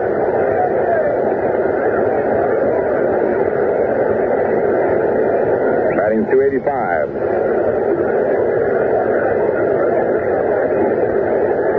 Stafford's pitch. Fastball cut on and fouled back out of play. No balls, 2 strikes. After the Washington series, we have a game, by the way, here tomorrow afternoon. Our airtime 125. We will broadcast and telecast from Washington Friday night, Saturday afternoon, Sunday afternoon. The Yankees return to the stadium for the final homestand against Western clubs, where the White Sox end Tuesday night the 23rd, Wednesday afternoon the 24th. And then a weekend of 3 straight doubleheaders. Once again, the 2-strike pitch. Malzone takes it low. A regularly scheduled night game with Cleveland on Friday night the 26th has been made into a twilight doubleheader because of repeated washouts. First game 6 o'clock. An afternoon doubleheader with Cleveland on Saturday, which will start at 2 o'clock. And a regularly scheduled Sunday doubleheader with Detroit on the 28th. Now the pitch. Swung on, grounded to short. Kubek's up with it. He fires away, and Malzone is retired. Now Jim Pagliarone. Swing to the left and grounded to third. Ball, right-hand hitter.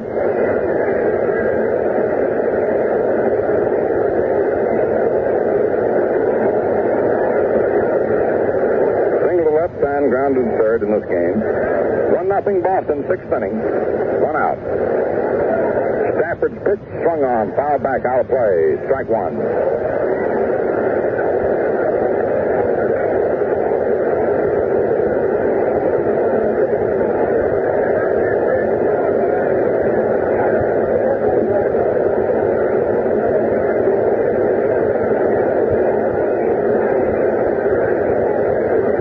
Stafford taking a little time right now. Walking around the mound, goes to the rosin bag, comes back upon the rubber, looks in, checks with his catcher, Elston Howard. Swings to the windup. Here's the pitch. Low curveball in there, strike two. He has worked his changeup in there nicely tonight. 0-2.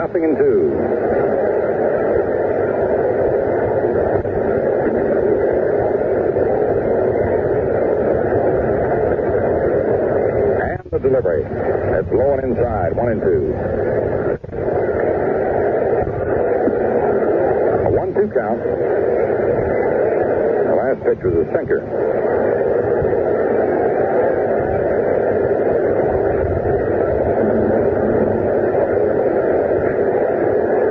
Right-hander ready to work. Here's the pitch, and it is swung on, grounded sharply. It's almost grabbed by Boyer, backed him up a step, but he throws on the first to get his man.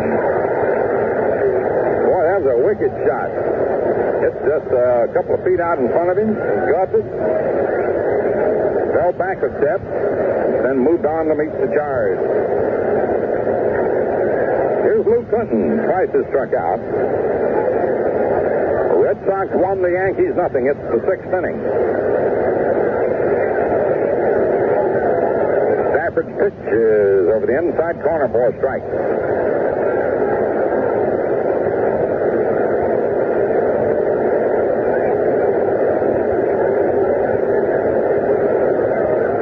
Deep round to the left. Stafford working fast. Changeup is outside for a ball. 1-1. It gives you a good big motion of that changeup, Phil. It does, and it throws it not too often, and that's what makes him so effective.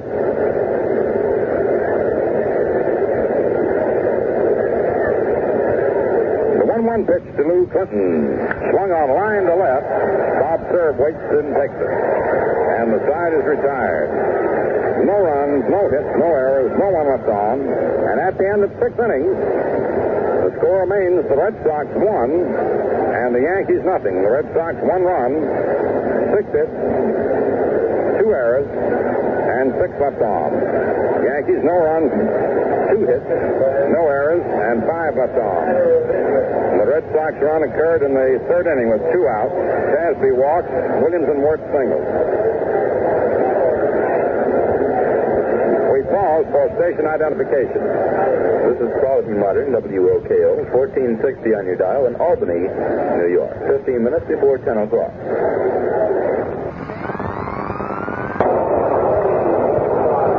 Baltimore's leading Washington 3-1, end of 6. Chicago 2, Cleveland nothing, end of 6. Detroit 2, A's nothing, end of an inning and a half.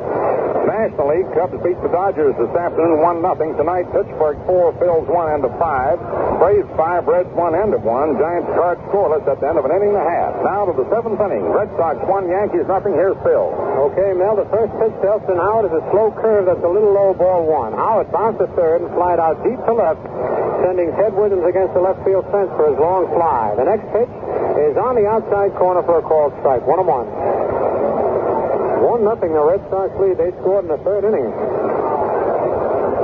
And it's held up so far. The pitch is hit deep to left center field, high and deep. Tasby back in front of the wall. And he leaps, he can't get it. It's off the wall. Williams plays it. Howard's in with a double. A high double that Tasby went against the wall, leaped for, couldn't get it, kicked off the wall. Williams backing up nicely. Was there, the right man at the right spot, and held Howard to a double. Kelly rounded second, started for third, and then held up as he saw Williams come up with the ball. That's only the 3rd hit off Muppet, and that's the first extra base hit of the ball game. A double by Howard leading off the top of the 7th. The Yankees trailing 1-0. Here's Cletus Boyer. Single to right and bounce to second base. Boyer looking down at Frank Crissetti. Let's see how Casey Stengel plays this one.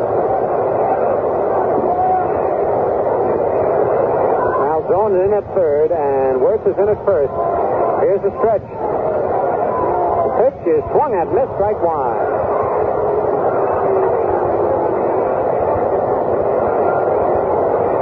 And we're going to have a little action in the Yankee bullpen as Bill Stafford will be the 3rd hitter after Boyer. The stretch. Howard leads off second. The pitch is lined. Gordon's up with it. They got Howard in a rundown between third and second, and now zone flips to Runnels, who puts the tag, and now they got Boyer. It's a double. Gordon's up with it. They got Howard in a rundown between third and second, and now zone flips to Runnels, who puts the tag, and now they got Boyer. It's a double play. A double play. And that was a beautiful double play on a hard hit ball to Don Button. Button threw to now zone, who threw to Runnels, who put the tag on Howard, and then Howard threw to Malzone, who came all the way over to cover second base and put the tag on Boyer trying to go to second base.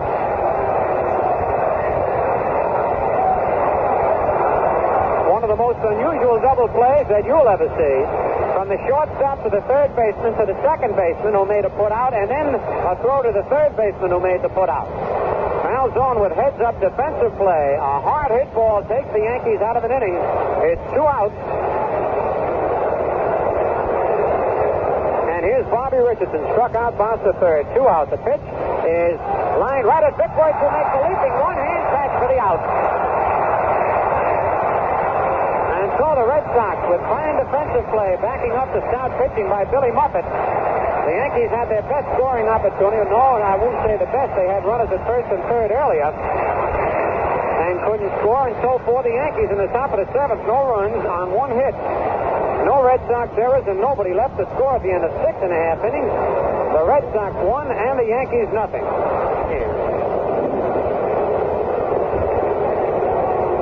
Pitching and defense. Louis Arroyo is loosening up in the Yankee bullpen. But Bill Stafford, who did not come up in that inning, is still out on the mound pitching for the Yankees and doing a tremendous job.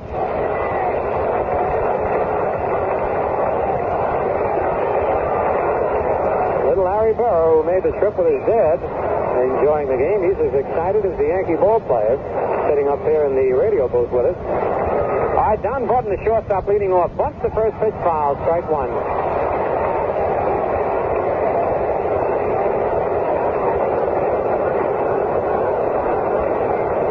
Button made a fine play on the hard hit ball by Boyer, by the way. It was a short hopper. And he could very easily have booted that ball, or could have skidded off his glove, but he came up with it cleanly.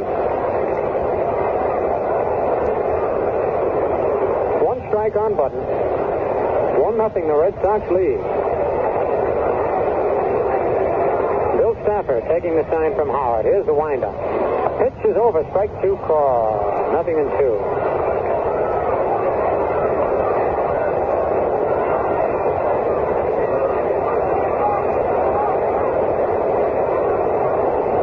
Bottom of the 7th. Here's a 2-strike pitch. Low inside, ball 1. So Stafford will be the leadoff hitter. Due to come up in the top of the 8th, but with Arroyo warming up, Casey will probably go to his bench, which will be a tough break for the youngster who is doing quite a job in his first big league appearance. The pitch to Button is a curve hit foul down the third base line. 1 ball, 2 strikes.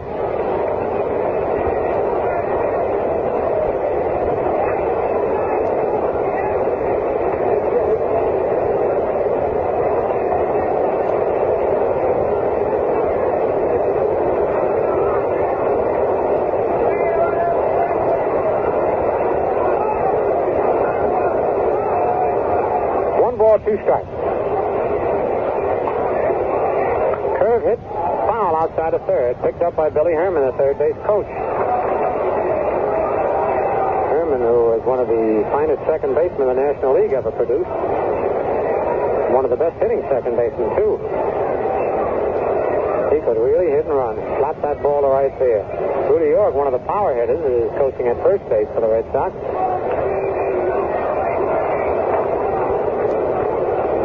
The 1 ball, 2 strike pitch is hit slowly down to third. Boy is going to have to hurry. He can't make the play. It goes as a base hit. Another infield single for the Red Sox. And of the 7 base hits that the Red Sox have off young Bill Stafford, 6 of them have been of the infield variety. Only one, well, no, take that back. There were 2. A single by Pagliarone in the second and a single by Muffet in the third. It brings up Billy Muffet, who singled and flied to center field.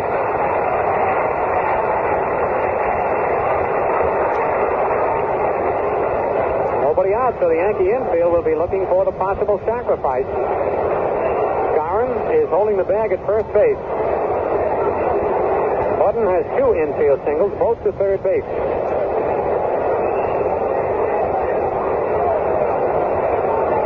Here's the stretch. Boy is coming in at third. Stafford steps off the rubber. Goes to the rosin bag.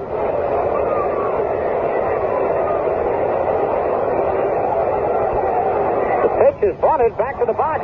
Stafford up with it. Throws to second. Not in time. Everybody's safe. All hands are safe.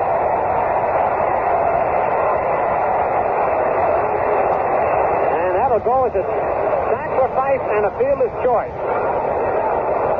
As Stafford wheeled around and threw late to Kubek, who was covering. It was a good throw, but a little bit too late.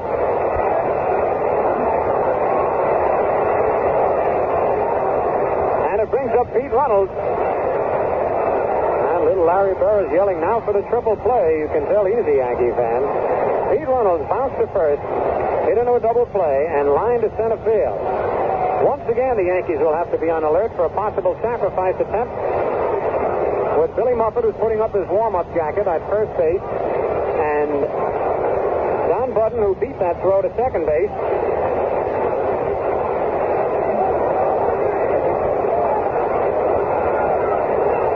All right, Boyer's in at third. Here's the stretch. Skowron comes charging in. The ball is high outside. Throw to second base is low.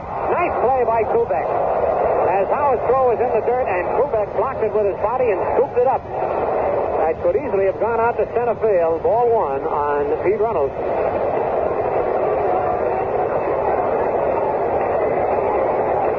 The Yankee outfield not playing deep on Runnels. Left hand hitting second baseman. Skowron in at first, Boyer in at third. Here's the stretch. The pitch is bunted down third, and it's a good bunt. Stafford makes the play to third. All hands are safe. And he would not have gotten Runnels at first base. Base hit for Pete Runnels on a perfect bunt down to third base, and Stafford made a fine attempt. His only chance was to get Budden going into third. He wheeled and threw as he fell to the ground, but the throw was a little late. And all hands are safe. A bunt single for Pete Runnels. The bases are loaded with nobody out, and the batter is Willie Tasby. Tasby has singled and walked twice. He has scored the only run of the ball game. Tasby now walking down to third base, wants to talk with Billy Herman, the third base coach.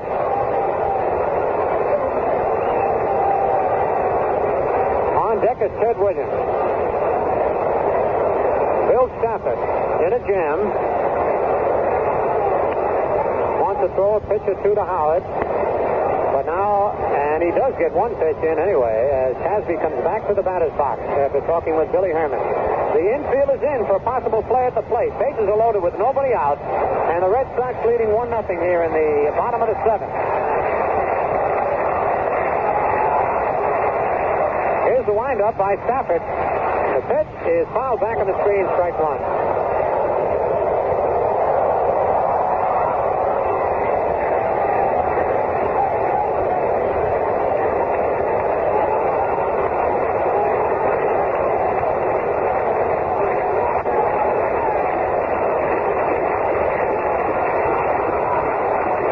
On Willie Tasby. Outfield playing him straight away. The pitch is a ground ball. Kubek up, and it comes to the plate in time to get the runner at the plate. No chance for the double play as Howard's throw was laid back to first. A nice play by Kubek, who went near second base to come up with that ground ball and fired to Howard in time to nip Budden. The bases remain loaded, and here comes Ted Williams.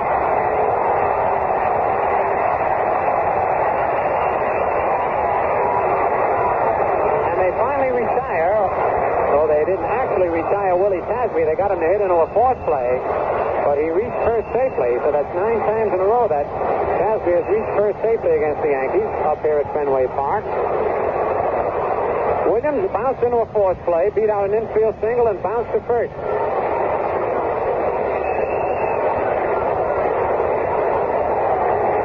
And here comes Casey Stengel. And the fans, of course, are booing Casey a little bit, figuring he might take Stafford out, and the youngster has pitched a tremendous ball game.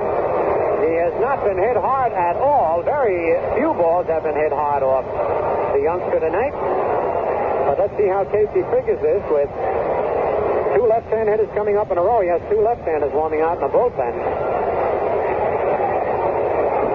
Casey is looking around the outfield. Has not made a decision as yet.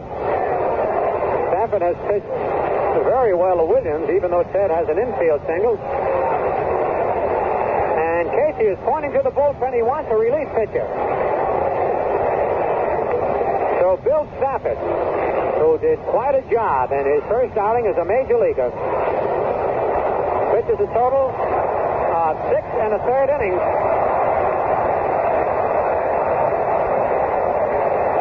He allowed 8 base hits.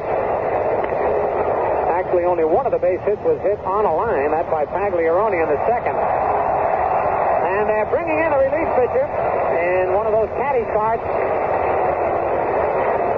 Now, this is the first time that we've seen a Yankee pitcher accept a ride. And Louis Arroyo, of course, who has not been with the Yankees very long, accepts the ride. Louis, of course, being from that hot southern climate down in Puerto Rico, will take a ride anytime he can get it. And Bill Stafford leaves the mound. What a job he did. And he'll get a tremendous ovation as he leaves.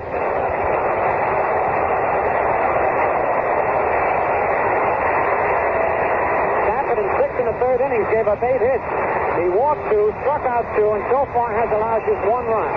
The 3 men on base are Stafford's responsibility should any of them score. Ted Williams is the batter, and Louis Arroyo is coming on to pitch. And as we told you, only 1 solid base hit has been gotten off Stafford. The rest have been infield variety, and 1 Texas League single by Billy Muffet in short right field. Vic Wertz dropped a little single over the third baseman's head, but it never did reach the outfield. Of course, they all count in the ball game, but it shows that Stafford's stuff was baffling the Red Sox hitters.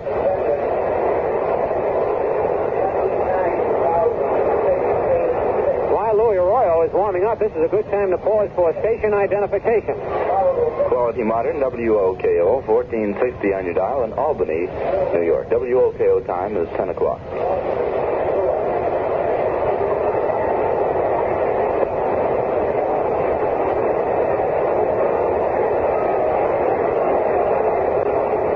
Louis Arroyo just completing his warm-up tosses. He'll be facing Ted Williams. And in back of him, Vic Wertz with 1 out and the bases loaded. The Red Sox leading 1-0 in the bottom of the 7th. Muffet is at third, Reynolds at second, and Tasby at first. Williams now has moved up on the plate. He knows Arroyo throws that sinker ball and side-arm curve.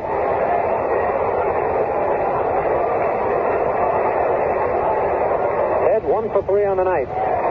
Infield back and double play depth. Here's the windup. Pitch to Williams is low inside, ball 1.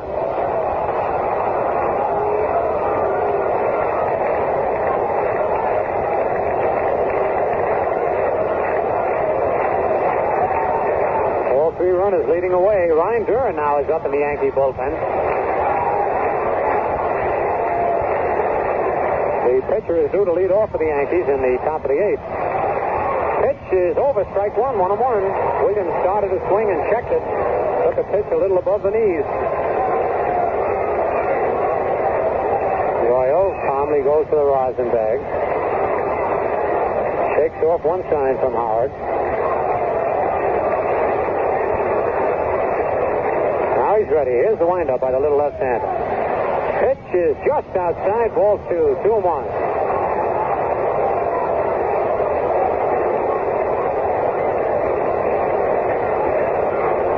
With that great batting eye of his, takes those pitches just inches inside and outside. Here's the 2-1 delivery, and it's outside, ball 3. Boy, Arroyo is just missing with that pitch. He'd have other hitters swinging at that one. 3 balls, 1 strike, 1 out, and the bases loaded.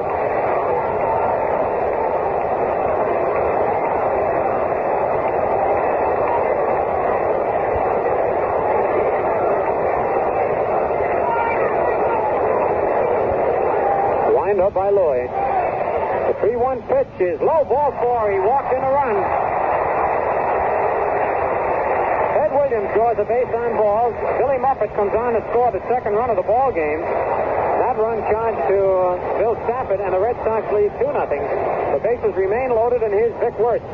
Wirtz line to left, singled to drive in a run and bounce to first base. For Williams, his 49th run batted in. Williams at first, Pasby at second, Runnels at third. 1 away. Arroyo's pitch to Wirtz is swung at and missed, strike 1. On deck, Frank Malzone.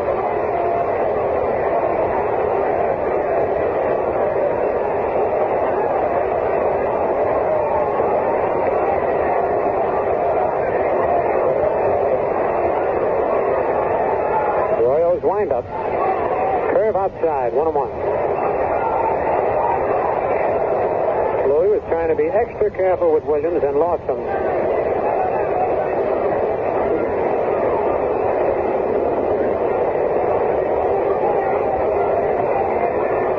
1-1 on Wirtz.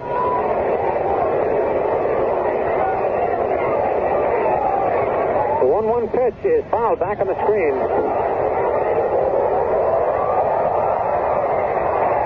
1 ball, 2 strikes.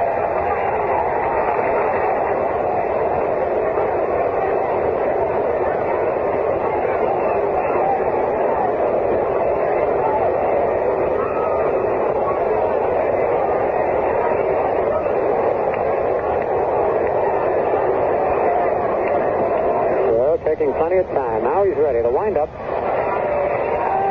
Strike 3. Went after a bad outside curveball. Didn't get it. Arroyo gets a big strikeout, striking out Wirtz with the bases loaded. That's 2 away. Here's Frank Malzone. Been up 3 times and bounced to the shortstop each time. 0 for 3. 2-0. The Red Sox lead here in the bottom of the 7th.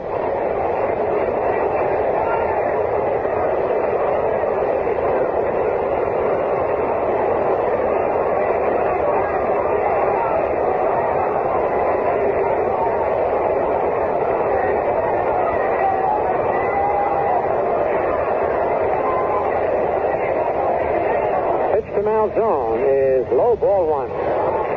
Sinker ball dipped just below the knee.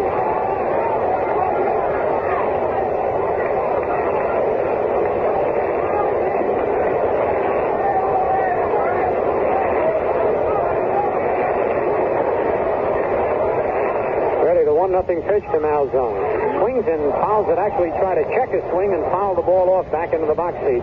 1-1. Who caught that ball, threw it back on the field, and he gets booed lustily by the crowd. Washington came up with 6 runs in the top of the 7th, leading Baltimore 7-3, and Cleveland came up with 2 to tie the White Sox 2-2 at the end of 7.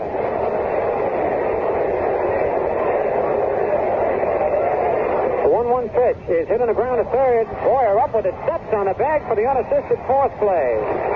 So the Yankees got out of that in pretty good shape as the Red Sox come up with just 1 run on 2 base hits. No Yankee errors. And 3 men left on base, and the score at the end of 7 full innings, the Red Sox 2 and the Yankees nothing. You know, right now most of us are thinking about the pennant race in the World Series, and it is a close race. But it won't be long before the New York Football Giants move in on Yankee Stadium. Yes, sir, their opening game will take place on Saturday, October 16th against the Washington Redskins. And once again, for the 6th straight year, Ballantine Beer, the crisp refresher, will be bringing the Football Giants to you on radio and TV. And here's more good news. On Monday night, August 22nd, the Football Giants will meet the Green Bay Packers in a preseason game at Roosevelt Stadium in Jersey City. And this is only part of Jersey City's tercentenary celebration. So head out to... wait a minute. I should have read that one over. Hey, Phil, what was that? Who? Tercentenary. Is that right? You know, Don't ask me. I wasn't there. It's the first time I ever used that word. So head out to Roosevelt Stadium on August 22nd and see find the out what it is. in action.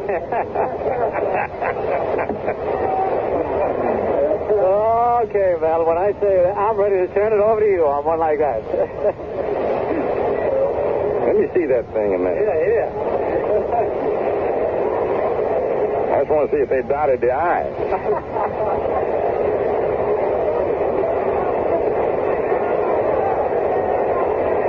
Here's centenary. That's 300. Yes, century is 100. So tercentenary by has to be 300.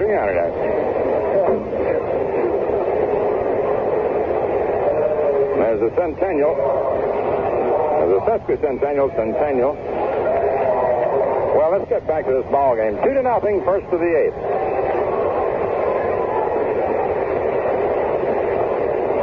Kent Hadley is batting for Luis Arroyo.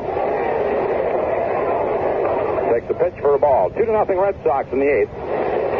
Next pitch is inside, ball 2. I've forgotten who it was who once said it's always easier to say 300th year or whatever the simplest form is, unless you're writing a learned treatise. Next delivery is in there for a strike. 2-1.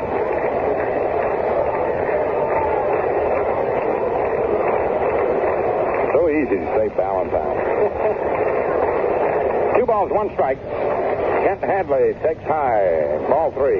Hadley hitting for Arroyo.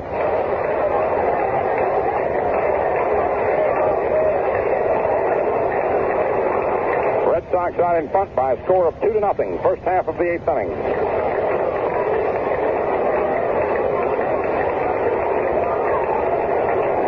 Right-hander Billy Muffet delivers, and it's outside for ball 4.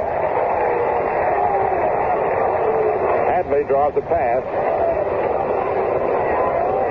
Cornelius and Wills are warming up for the Red Sox. Duke Moss for New York. Ryan Duran alongside. Tony Kubek drew a walk. Struck out, flied to center. Bob Cerv on deck.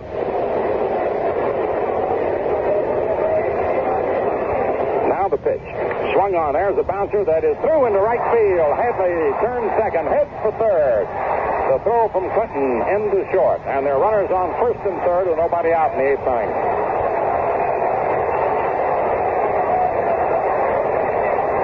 Bob Cerv coming up. Yankees 4th hit. Pitching coach Sal Maglia, the Red Sox, signals the bullpen for stepped-up activity. Vic Wirtz moves over from first base to talk to Billy Muffet, and catcher Jim Pagliarone goes out to the mound. Manager Mike Higgins in the dugout, hands in his hip pocket.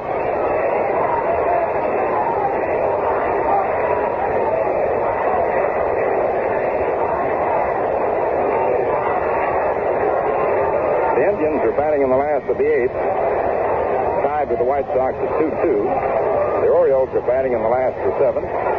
Washington just having scored 6 and leading 7-3. And Sal Maglia comes out of the dugout.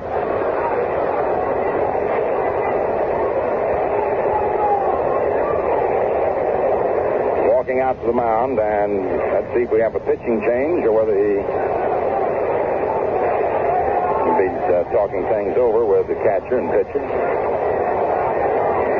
Maybe his signal from the dugout before was to the effect that we're going to bring you in. But let's see now. Here is Johnny Stevens going out saying, Sal, what do you want to do? We're going to have a pitcher. Billy Muffet, after having pitched 7 innings plus, nobody out in the 8th. Allowed 4 hits. Walked 1, struck out 4. Has not allowed a run as yet. And Mike Cornelis will be coming in.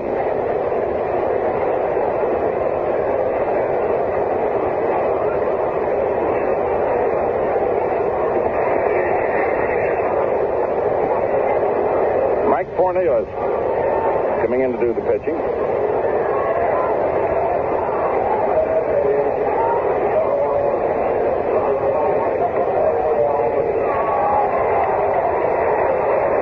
The Yankees managed to achieve only 8 base runners against Billy Muppet.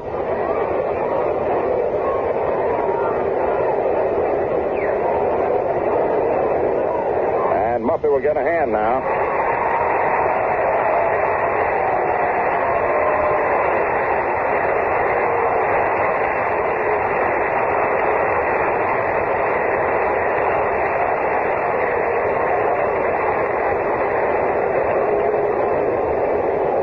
Muppet departs, and Mike Cornelis comes in, making his 50th appearance of the season.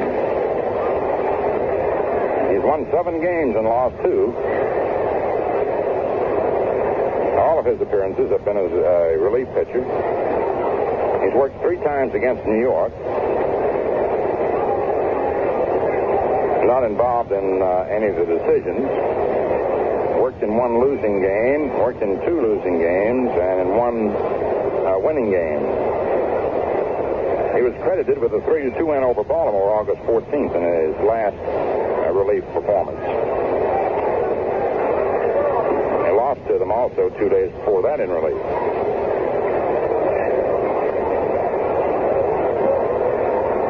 Hansen just hit a home run for the Orioles. Meantime, we're all set to go. Cornelis has taken his 8 warm-up pitches. Here's Bob Serb, who flied to left, grounded to short, was hit by a pitched ball. The Red Sox 2, the Yankees nothing. It's the 8th inning. Here's the pitch, and it's a curve over for a strike. Kent Hadley on third base. Tony Kubek on first base.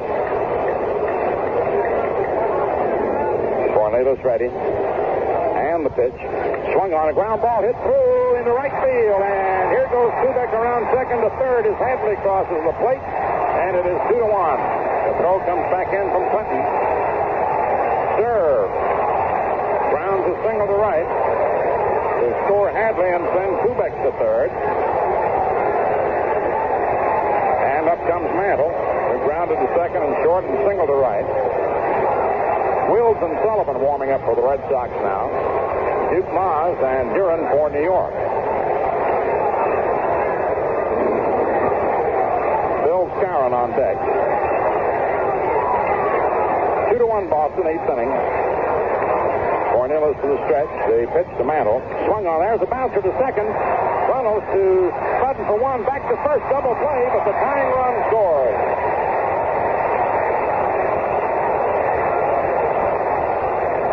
Hit a sharp grounder to Ronald. Turns it into the double play. Over to Budden to Wirtz. As Kubek crosses the plate for the tying run. Up comes Bill Scarron now with 2 out, nobody on, 2 in, 2-2 ball game.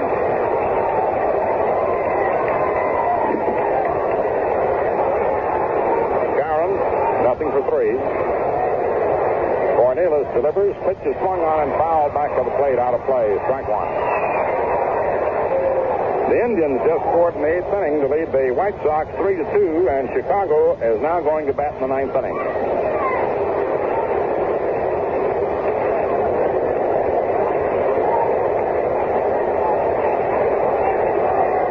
Scarron grounded to short. To third. Safe on an error by Malzone and took a third strike. Mike Cornelis to the windup, the pitch to the Moose, and it's outside. Ball 1, 1-1.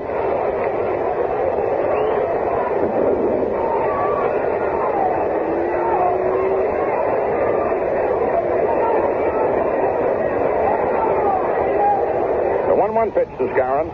He swung at a ball, it hit the plate. 1 ball, 2 strikes. Tried to hold back, but couldn't.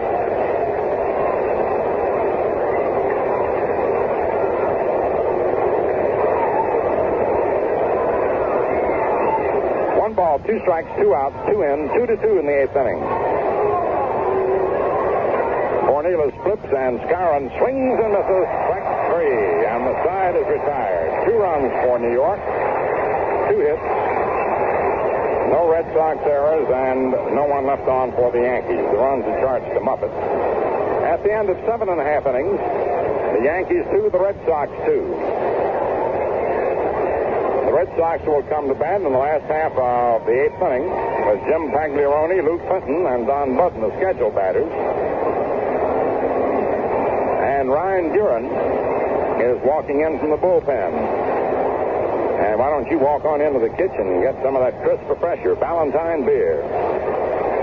You know, to really refresh, a beer must deliver 2 things, lightness and flavor. And that's where the crisp refresher comes in. Because Ballantine beer is the light beer with true lager flavor.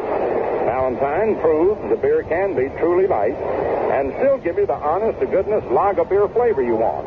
Now, that's crisp refreshment, the kind you get only with Ballantine beer. So, friends, pour yourself a tall, foaming glass of smooth, delicious Ballantine beer, the crisp refresher. You'll enjoy Ballantine almost any time, and right now is a good time. Louis Arroyo, who relieved Stafford, worked 2/3 of an inning. Didn't allow any hits, walked 1. Struck out 1. Was not charged any runs. Stafford was charged with a 2. Ryan Duran coming in. And Ryan, throwing a few pitches, bounces one by the plate to the screen, which brings the roars of the crowd. I want to remind you about the Yankees being here tomorrow. We'll be on radio at 1:25. And then over the weekend, Friday night, Saturday afternoon, and Sunday from Washington, both radio and television. The Yankees will be home next Tuesday night with the Chicago White Sox, and Wednesday afternoon, the 23rd and 24th. Final appearance of the Western teams at the stadium this year. Then on Friday night, the 26th, a scheduled night game has been rescheduled as a twilight doubleheader starting at 6 o'clock to make up for a washed-out game.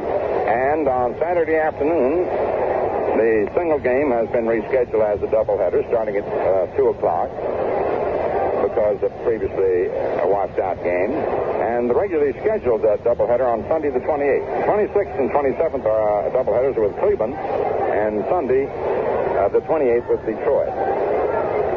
Then the Kansas City A's are in on August 30th, Tuesday night, and a doubleheader on Wednesday afternoon, the 31st. There'll be plenty of baseball. I hope you'll be able to be there. Ryan Duran continuing to loosen up.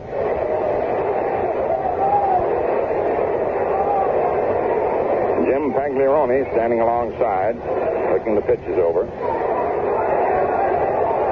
Bobby Shant starts to loosen up in the Yankee bullpen.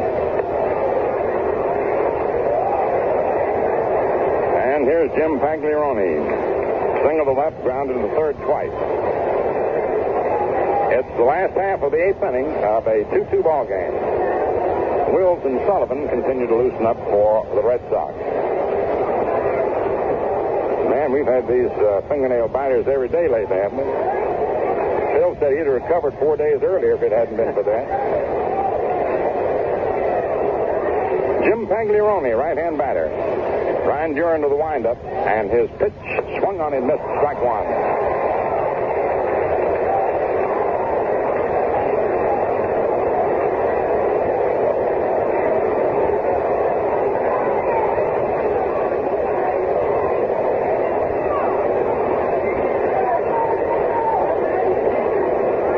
Getting a sign from Howard. Swings to the windup. Here's the pitch, and it's in there. Strike 2, 0-2. No balls, 2 strikes.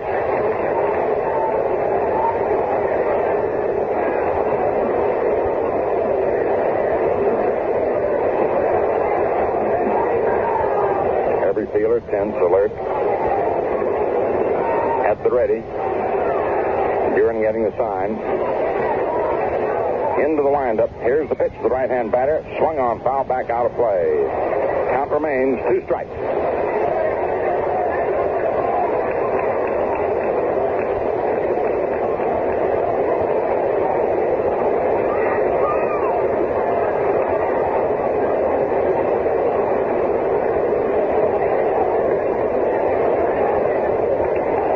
Putting on a rally in the last of the 7th. Ray Moore's gone in to relieve Stobbs, who had gone in to relieve Lee. But right now, to the immediate business at hand, the wind-up by Duran, the pitch, and it's inside. Ball 1, 1-2.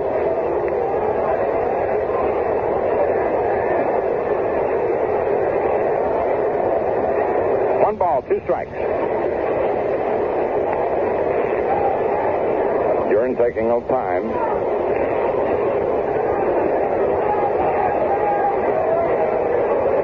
Into the windup again, and the pitch is inside. Ball 2, 2-2.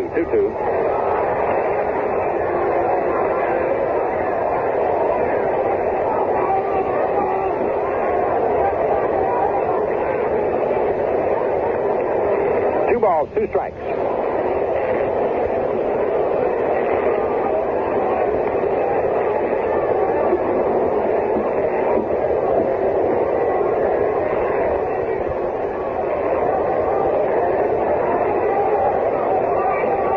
Duran swings to the windup. Around comes the right arm, and the pitch is swung on and missed. Strike 3. Pagliarone strikes out. 1 down in the 8th of a 2-2 ball game. And here now is Luke Clinton.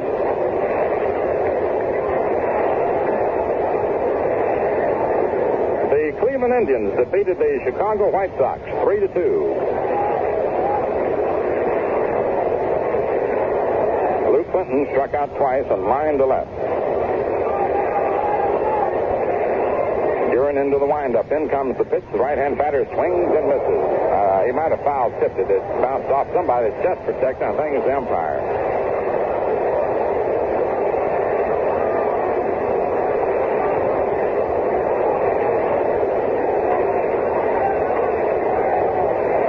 No balls, 1 strike.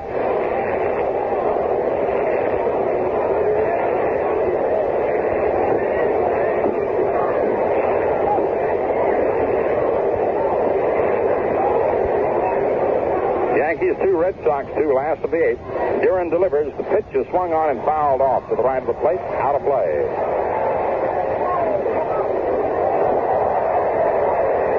At the end of 7 innings, it's Washington 7, Baltimore 4. At Fenway Park, Yankees 2, Red Sox 2. It's the last half of the 8th inning.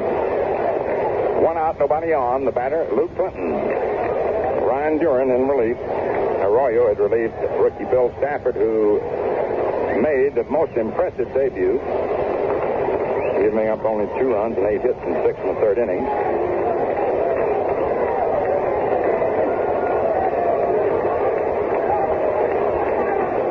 Duran to the windup. Here's the pitch to Clinton. Swung on and missed. Strike 3. And there are 2 away. Now Don Button grounded to second, beat out a roller to third, and singled to center.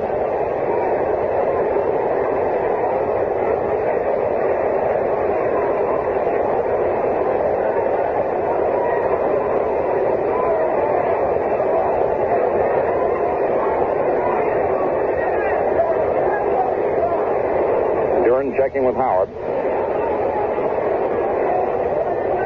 Goes to the windup. Here's the pitch to Button. And it's low, ball 1. New York 2, Boston 2, 8th inning. Sullivan Wills loosening up for the Red Sox. Chance for New York. This is a swing inning. The home team at bat. Tie ball game.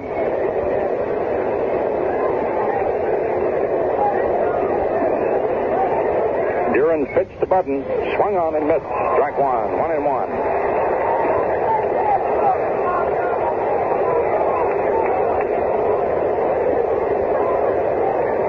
Been a crowd pleaser. Just as have been most of the games we've been looking at lately. 1 ball, 1 strike. Duran leaning forward. Budden digging in. The windup. Here's the pitch. Swung on line to Bobby Richardson for the out, and the side's retired. No runs, no hits, no errors, no one left on at the end of 8 innings. New York, 2 runs, 5 hits, no errors, 5 left on. The Red Sox, 2 runs, 8 hits, 2 errors, 9 men left on. Scanning the scoreboard in the American League at the end of 7 innings. Washington 7, Baltimore 4. Lee for Washington, Stobbs and Moore in the 7th. Fisher for Baltimore, Jones in the 7th, Walker in the 8th. Green homered for Washington, and for Baltimore, Hanson, Brandt, and Pilarczyk in the 6th, Hanson in the 7th.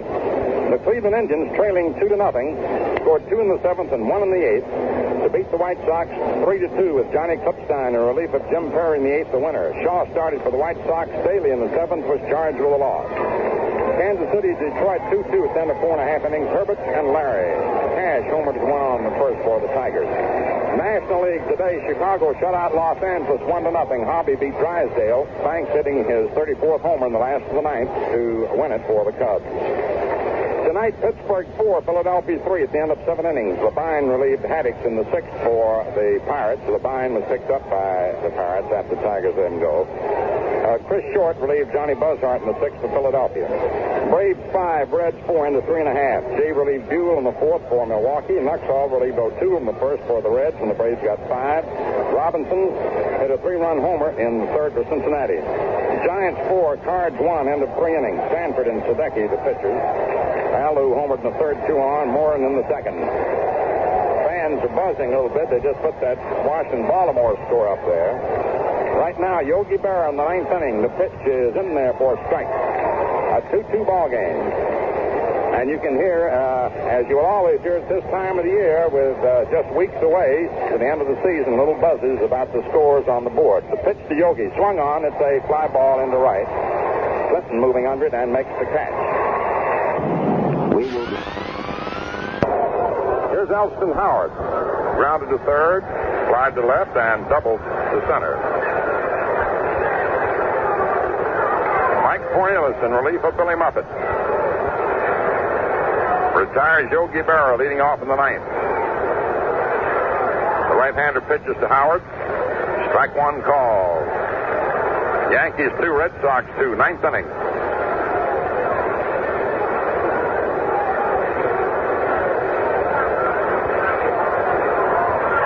Cornelis' next pitch.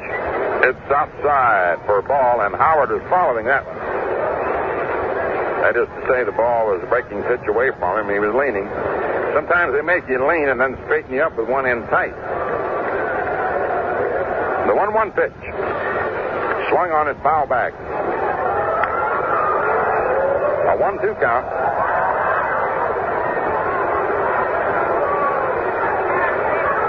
Clete Boyer on deck.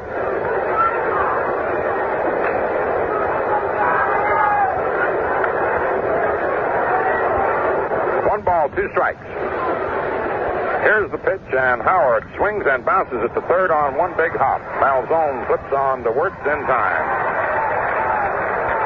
2 down in the 9th. And the batter now is Clete Boyer, who singled to right, grounded to 2nd, and grounded to short into an odd double play. They trapped Howard between 2nd and 3rd, and he wound up being doubled, trying to get to 2nd while they were retiring Howard.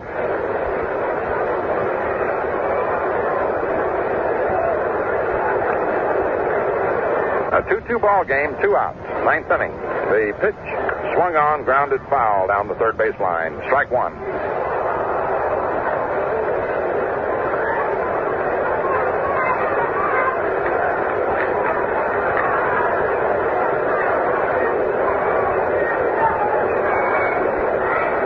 No balls, 1 strike. In comes the pitch. Swung on and missed. Strike 2, 0-2.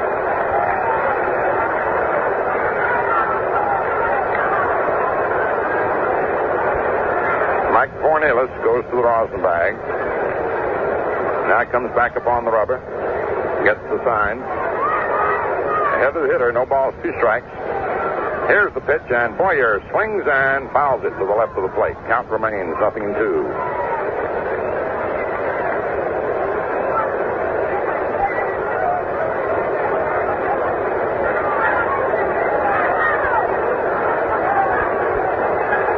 2 strikes. Now the delivery, and Boyer takes it outside. Breaking pitch. 1 ball, 2 strikes. Tomorrow afternoon will be Gerbaugh and Brewer.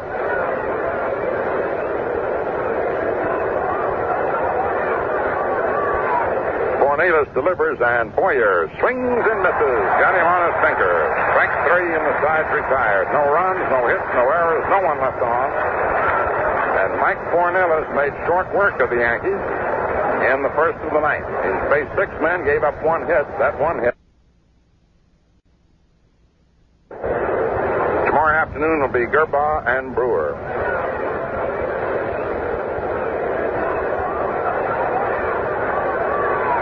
Cornelius delivers, and Boyer swings and misses. Got him on a sinker. Strike 3, and the side's retired. No runs, no hits, no errors, no one left on.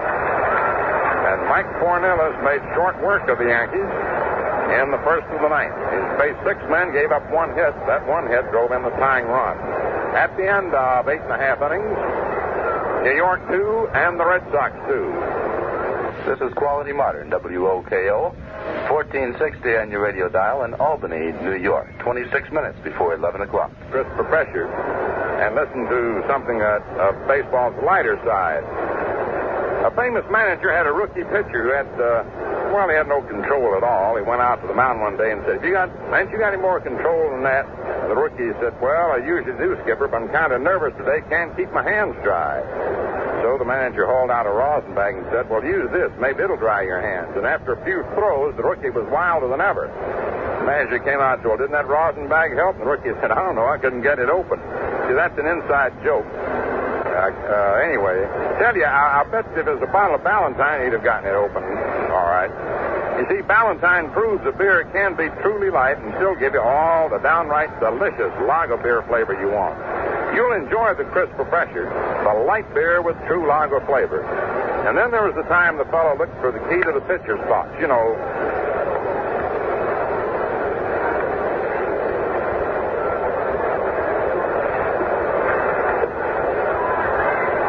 Mike Cornelius will be first up in the last of the ninth,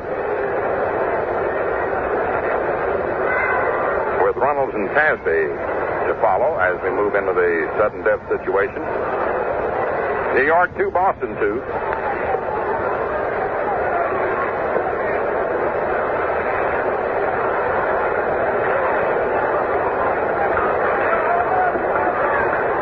Cornelius is not a bad hitting pitcher. He's at 4 for 10.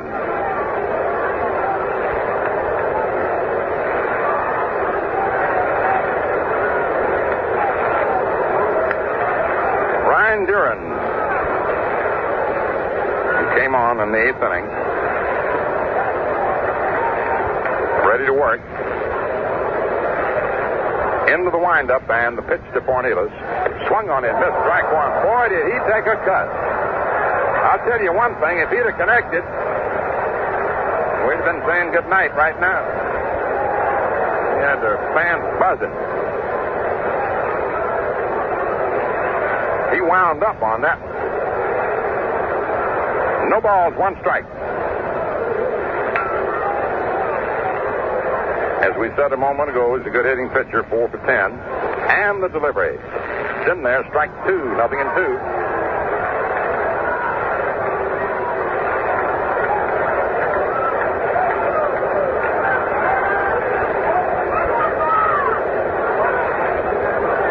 Yanks 2, Red Sox 2, last of the ninth.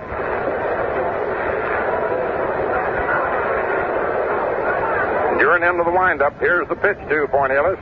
Swings and misses, strike 3. And there's 1 away. 3 strikeouts for Duran, the 4-man he's faced. Here's Pete Runnels. Willie Tasby on deck. Runnels grounded to first, hit to the box into a double play, line to center, and beat out a bunt to third. Hitting .307.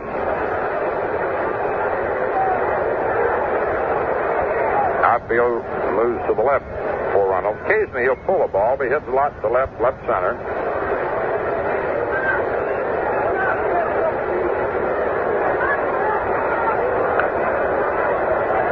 Duran into the windup. The pitch to Reynolds. It's in there for a strike. 0-1.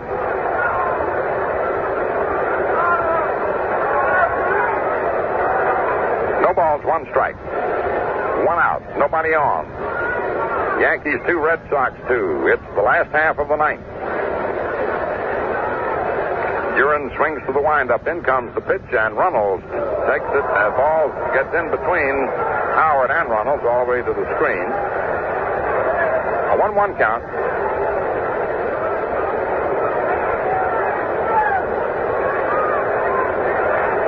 One ball, 1 strike.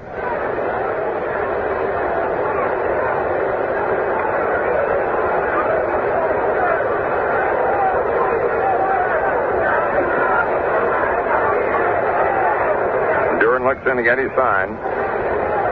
Swings to the windup. Around comes the right arm, and the pitch swung on, foul back to the left of the plate, out of play into the lower stand.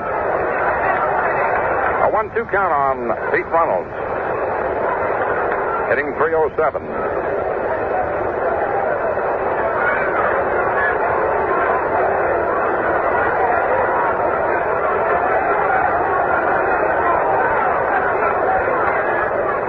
Again to the windup. Now the pitch, and Reynolds takes it low for a ball. 2-2. Reynolds asks the plate umpire to look the ball over. Stevens does. It's all right. Jim Gentile just hit a home run for Baltimore in the 8th inning. Nobody on. They've had 4 homers. Brandt and Kolarczyk in the 6th, Hansen in the 7th, Gentile in the 8th. So it's at least 7-5 right now. Orioles still batting in the 8th. 7-5 for Washington leading. 2 balls, 2 strikes on Reynolds, last of the 9th. 1 out, nobody on. Score tied 2-2. Duran's delivery. Swung on, hit foul, out of play down the left field line.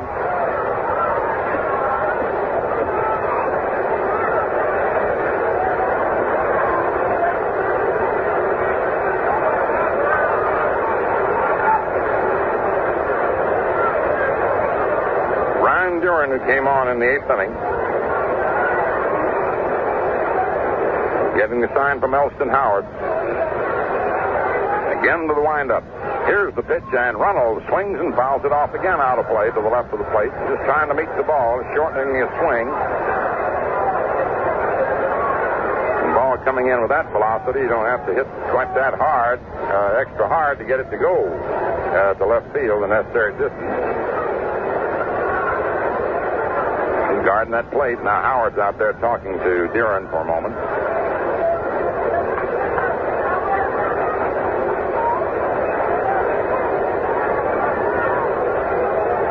Gus Triandos just hit a home run for the Orioles in the 8th inning. That's at least 7-6. 5 home runs.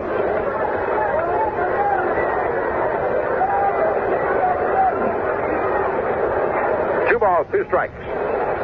Petey Reynolds at bat, last of the 9th of a 2-2 ball game. Here's Duran's delivery. High, ball 3, 3-2.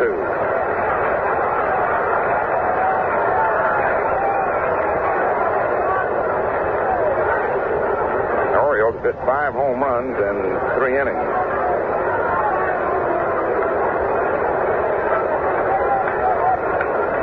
Full count on Reynolds.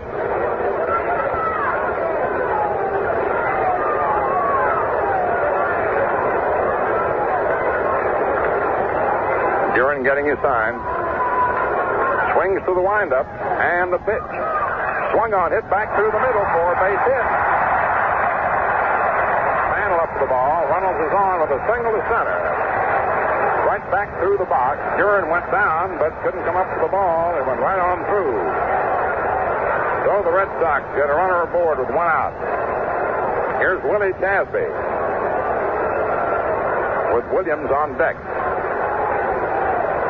Tasby single to center, walked twice, and grounded to short. Last of the 9th, a 2-2 ball game. Now Chance is up to throw again. Duran to the stretch. And the pitch. It's bunted out in front of the plate. Duran up with it. Throws to first base. On the second goes Runnels. Dasby sacrifices the potential winning run in the scoring position. Ted Williams is coming up. And Wirtz to follow. So the manager got some choice, but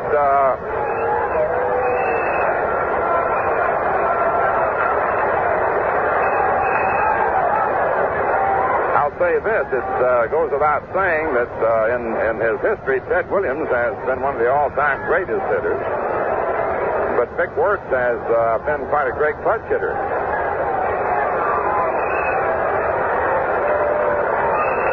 So we got first base open, Williams up, Runnels on second, 2 outs, and Wirtz to follow.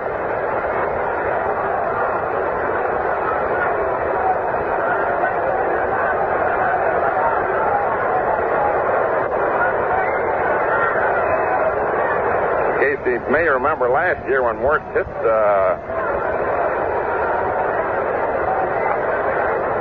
Duran to win a game, so let's see if he pitches to Ted. Apparently he is. Here's the delivery. It's outside for a ball. 1 ball, no strike.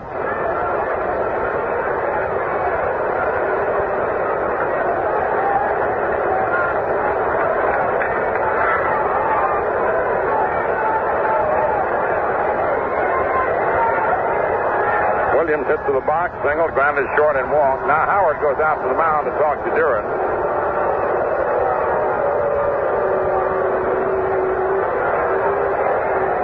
Mike Higgins has got the men he wants to have up. Now Casey goes out.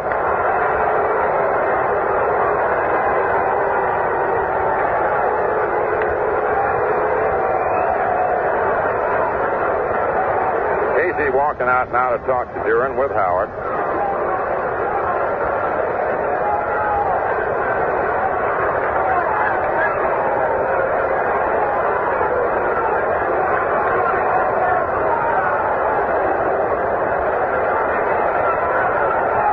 Case has had to say, he has just about said it, and he's leaving.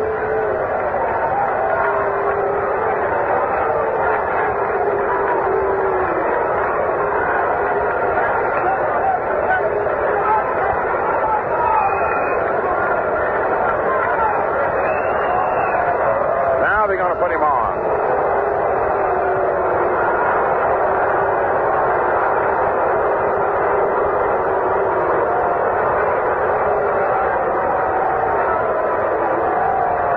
Williams getting an intentional pass.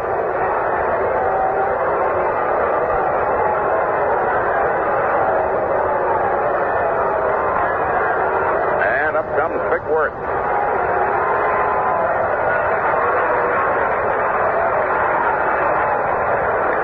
Runnels on second, Williams on first. 2 down, last of the ninth. Yankees 2, Red Sox 2.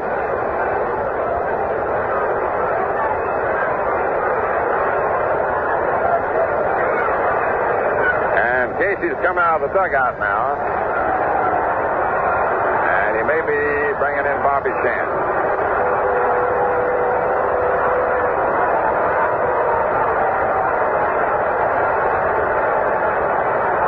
Bobby Chance is coming in.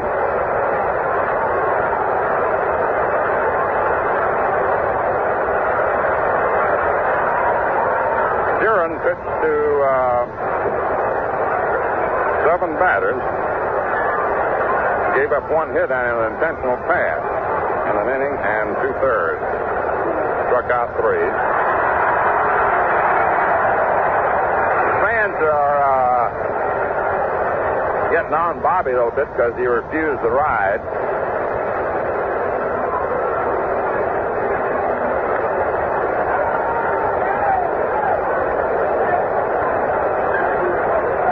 Bobby Chance is coming in, and we'll pause for station identification. Quality Modern, WOKO, 1460 on your radio dial in Albany, New York. It's 13 minutes before 11 o'clock.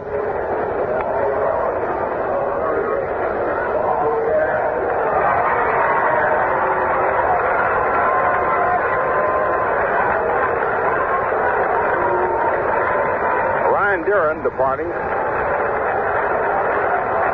Bobby Shantz is coming in.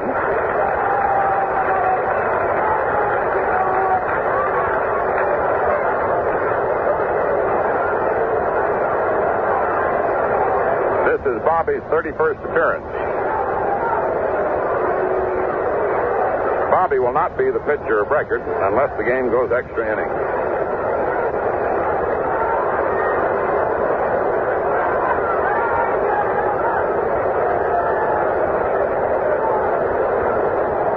Shanty warming up with Vic Wertz.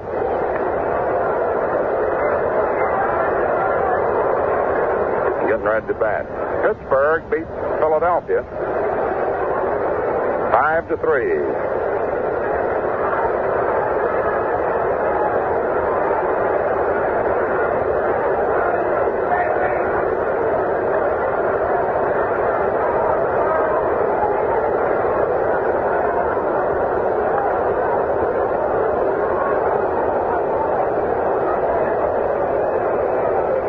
Red Sox have Pete Reynolds on second base.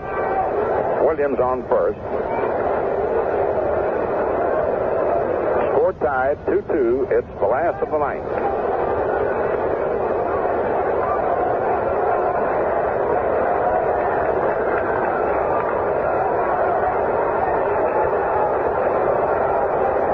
All right, here we are. Vic Wertz up.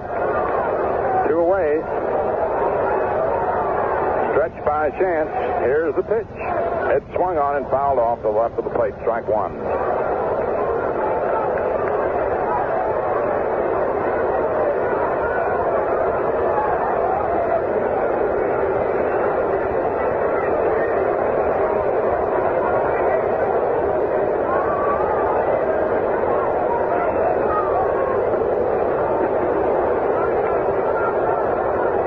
No balls, 1 strike. Runners lead away. The pitch to Wertz. Swung on and missed. Strike 2, 0-2.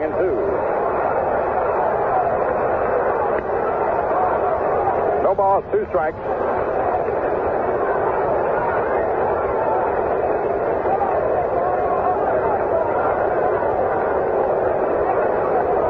Pete Reynolds on second base.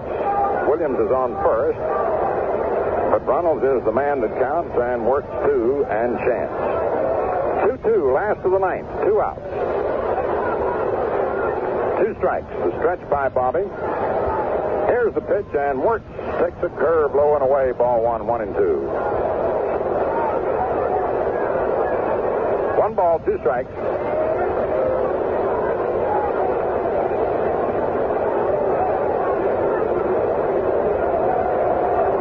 Wertz shorting on the bat just a little bit. Guarding that plate. Trying to meet the ball. Bobby into the stretch. Here's the pitch. Swung on. There's the ground ball. And Richardson's up with it. Throws to Skowron in time on a great play. A game-saving play. He went out on the grass in right field and came up with that ball. Scooping it in right field. As Yogi comes in, he gives a little friendly pat to Ted Williams, who had moved on down to second. Bill? That was a game saver. Yeah, it looked like a base hit all the way, Mel. Whoa, what a play. And we go into the 10th inning. No runs, 1 hit, no errors, and 2 men left on. Bobby Richardson, who was playing back deep, had to angle back on the grass and toward the line, and couldn't afford to have booted that one. Had he gotten the glove on and booted, as it was, he was fortunate in coming up with it, but through his adroitness and speed moved over as he poked quickly on the ball and took a base hit away from Vic Wertz to keep this ball game still alive. And at the end of 9 innings of play, it's 2-2. The Yankees 2 runs, 5 hits, no errors, and 5 left on.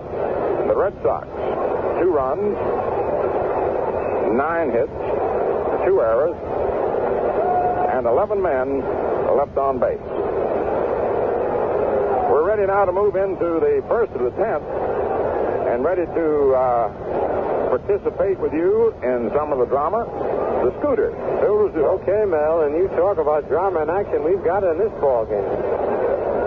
Bobby Richardson, who made that game-saving play there, leads off in the top of the 10th. The pitch to Bobby is low outside, ball one. Richardson struck out, bounced to third, and lined to first.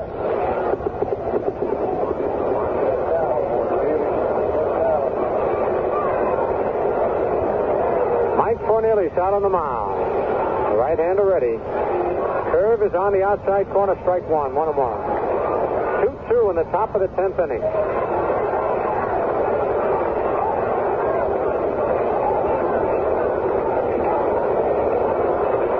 Here's the 1-1 pitch. It's low outside, ball two, 2-1. Bobby Shan is due to be the next batter. And then Tony Kubek, who is on deck, will follow Shan. Here's the 2-1 delivery. Inside, ball three, 3-1.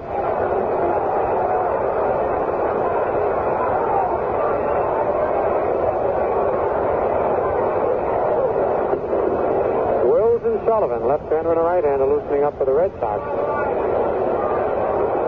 The 3-1 pitch is low inside, ball four. Richardson leads off with a walk here in the top of the 10th.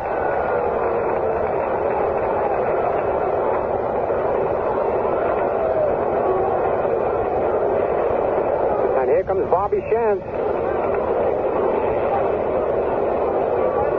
Bobby has 1 for 8 this year, batting 125. Bats him right-handed.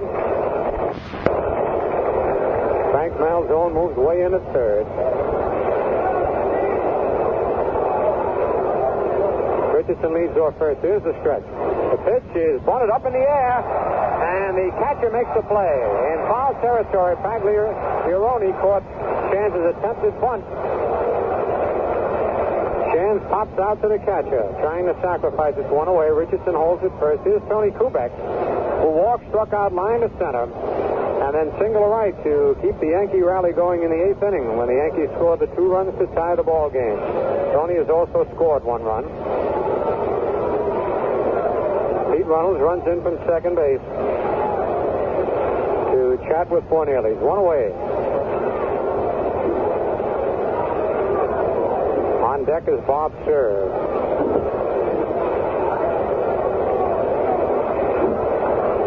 Throw to first base, Richardson back.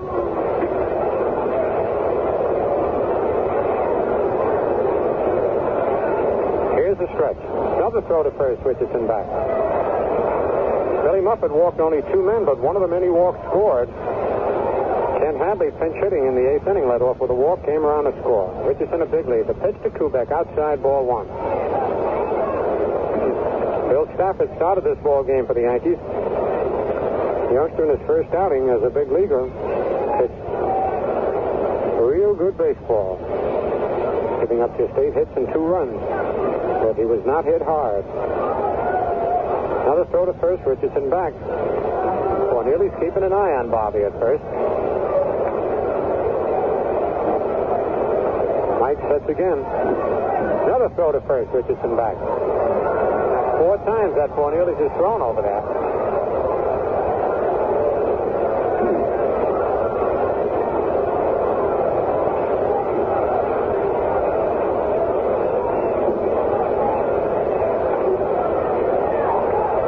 Here's the stretch. The pitch is line foul in the seats down the left field line. 1-1. Man, those Orioles are really having a bottom of the 8th inning down in Baltimore. They've already hit 2 homers, Gentile and Triandos. So that makes it 7-6, but the Senators are really using pitchers trying to stop the Orioles.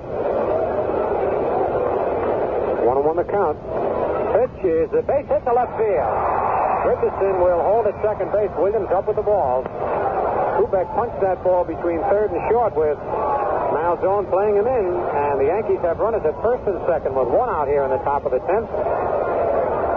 And the batter, Bob Serve. Serve single right to drive in a run in the 8th inning.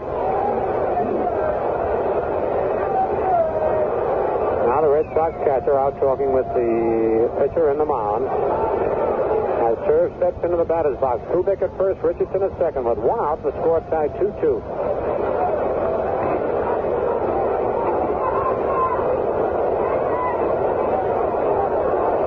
Cleveland has defeated the White Sox 3-2. Pitch to serve is hit on the ground to the shortstop. Button to Runnels for one. Back to first, and he throws it in the dugout, and the run's going to score. Boy, Kubek really took Runnels out. Runnels is on the ground.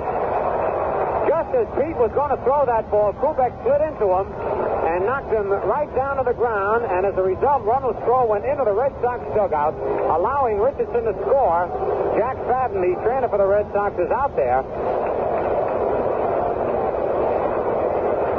And the Yankees take a 3-2 lead. Serve ends up at second base. It goes as a fourth play from short to second, but as Kubek slid in and broke up the double play, it was a hard, clean slide into Runnels, who got the ball late. And as he pivoted to throw the ball to first base, Kubek hit him just before he released the ball. The ball went high over Wertz's head right into the Red Sox dugout on a fly. They're helping Runnels to his feet.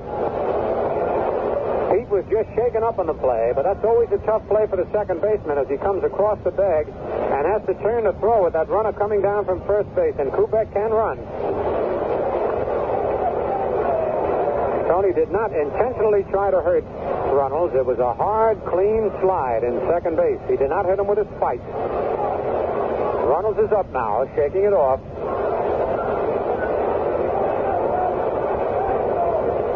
So Richardson, who walked, comes in to score. And the Yankees lead 3-2 here in the top of the 10th. And Runnels is coming out, and Pumpsy Green is going in. Runnels keeps flexing his right leg as he walks off the diamond, helped by the Red Sox trainer Jack Fadden. It looked like a perfect double play ball. It was hit hard, a little bit in the hole. And had Runnels been able to get rid of the ball, he'd have had a double play.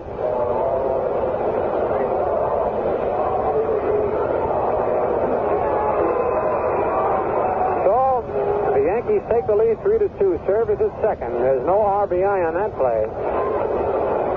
The Orioles tied up that ball game with 3 runs in the bottom of the 8th inning. It's now 7-7 at the end of 8 innings. Stock pitching for Baltimore. Here's Mickey Mantle, who bounced to second, rounded to short, single to right, and then hit into a double play. One of the Yankee runs scored as a result of Mantle hitting with double play, and this one as a result of an error by Runnels. Cornelius stretches. The pitch to Mantle is hit high in the air to straightaway center. Willie Tasby is moving back. He's got plenty of room, pounds the glove under it, and makes the catch. But the damage is done as the Yankees score in the top of the 10th inning. 1 run, 1 hit, 1 Red Sox error, 1 man left. The score at the end of 9.5 innings, the Yankees 3 and the Red Sox 2. And that run, by the way, is unearned because of the error. Exciting ball game like this, I hope you got some Ballantine beer handy. You know, Ballantine's a light beer with true lager flavor. And that's what makes it a crisp refreshment. So right now, treat your thirst to some ice-cold Ballantine beer. This has been a very exciting ball game. Take a look at these other scores. Playing the 9th inning, Washington 7 and the Orioles 7. Green homered for Washington. Brandt, Polasic, Hansen, Gentile, and Triandos have homered for the Orioles. It's Clevenger against Stock.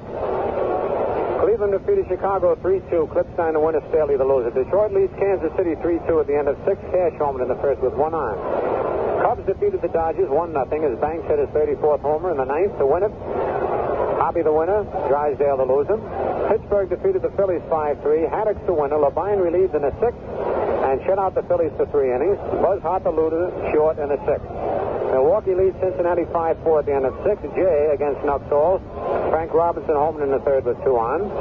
The Giants lead St. Louis 6-3 at the end of 4.5.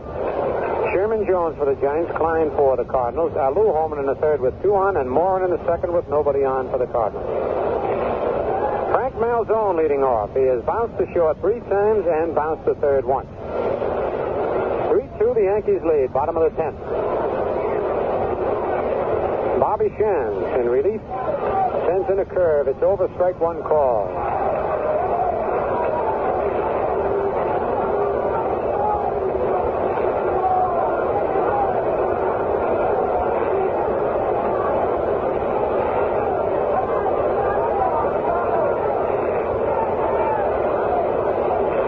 Bobby into the windup. Another curve. This one's low, 1-1. Howard scoops it out of the dirt. The wind, which had been blowing, has just about stopped the flag hanging straight down in center field.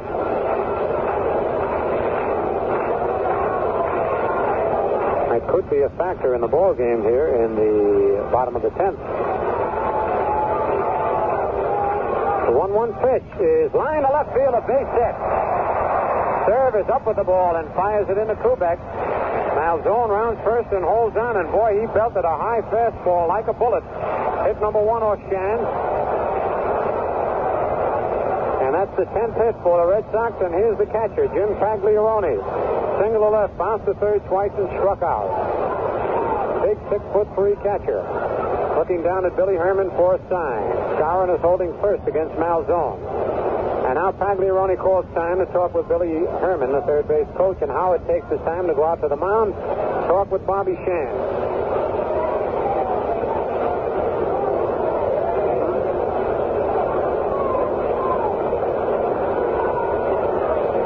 Now they've got these signs straightened out. Boyer comes over to join the huddle with Howard and Shands on the mound. Red Sox trailing 3-2 in the bottom of the 10th inning.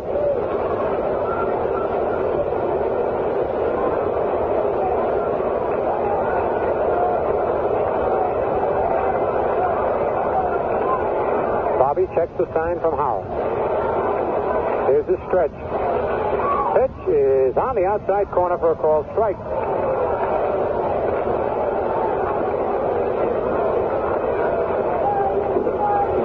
Back at third. That's a big effort when you have a great fielding pitcher like Bobby Shands on the mound. Skowron now comes over from first base to talk with Bobby. Shands can cover anywhere from the pitcher's box to the third base foul line to the first base foul line. He's like a cat out on the mound. Stretched by Bobby. The pitch, he squares around, bunts it, foul down the first base line. Strike 2.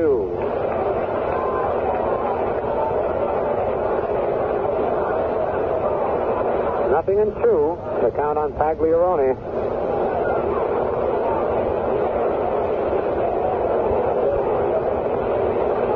Yankees have had just 6 base hits, but they've made them count. They lead 3-2. The Red Sox have 10 hits. Malzone leads off first. The stretch. The curve is in the dirt. Ball 1. Nice play by Howard as he came up with that curve ball.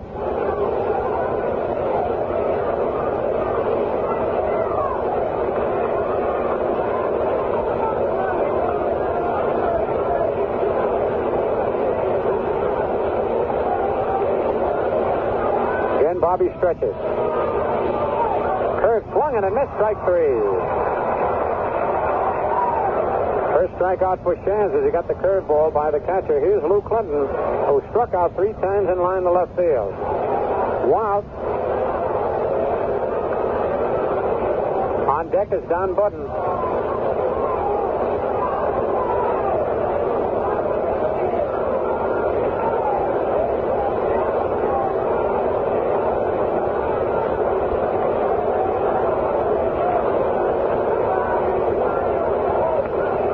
Takes a long look down at Billy Herman, the third base coach. Malzone with a short lead off first base. Here's the stretch. The curve is hit high in the air to straightaway center field. Mantle going back. He's under it, though. Got the room and makes the catch in deep center. Man, it's a good thing he didn't pull that one. The furthest part of the park. Flies out to Mantle in deep center field for the second out.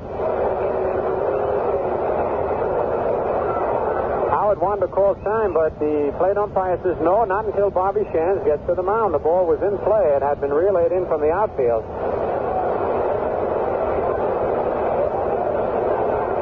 So Howard did not get time called by plate umpire Johnny Stevens. He's out there talking with Shands. It's Don Budden, who is 2 for 4, steps in. He bounced to second, had 2 singles, and in line to second base. 2 out. The Red Sox down to their last out. They trail 3-2 in the bottom of the 10th. Malzone, who opened the inning with a single, is at first. Stretch by Shands. Curve is swung and a missed, strike 1. On deck is Pumpsy Green, but the pitcher is due to be the next batter. Green filling in for Runnels, who was injured on the play at second base when Kubek slid into him.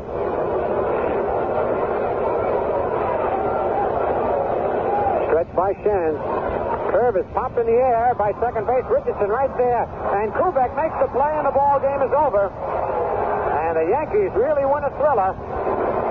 For the Red Sox in the bottom of the 10th, no runs, 1 hit, no Yankee errors, 1 man left. The Yankees win it in 10 innings, 3-2.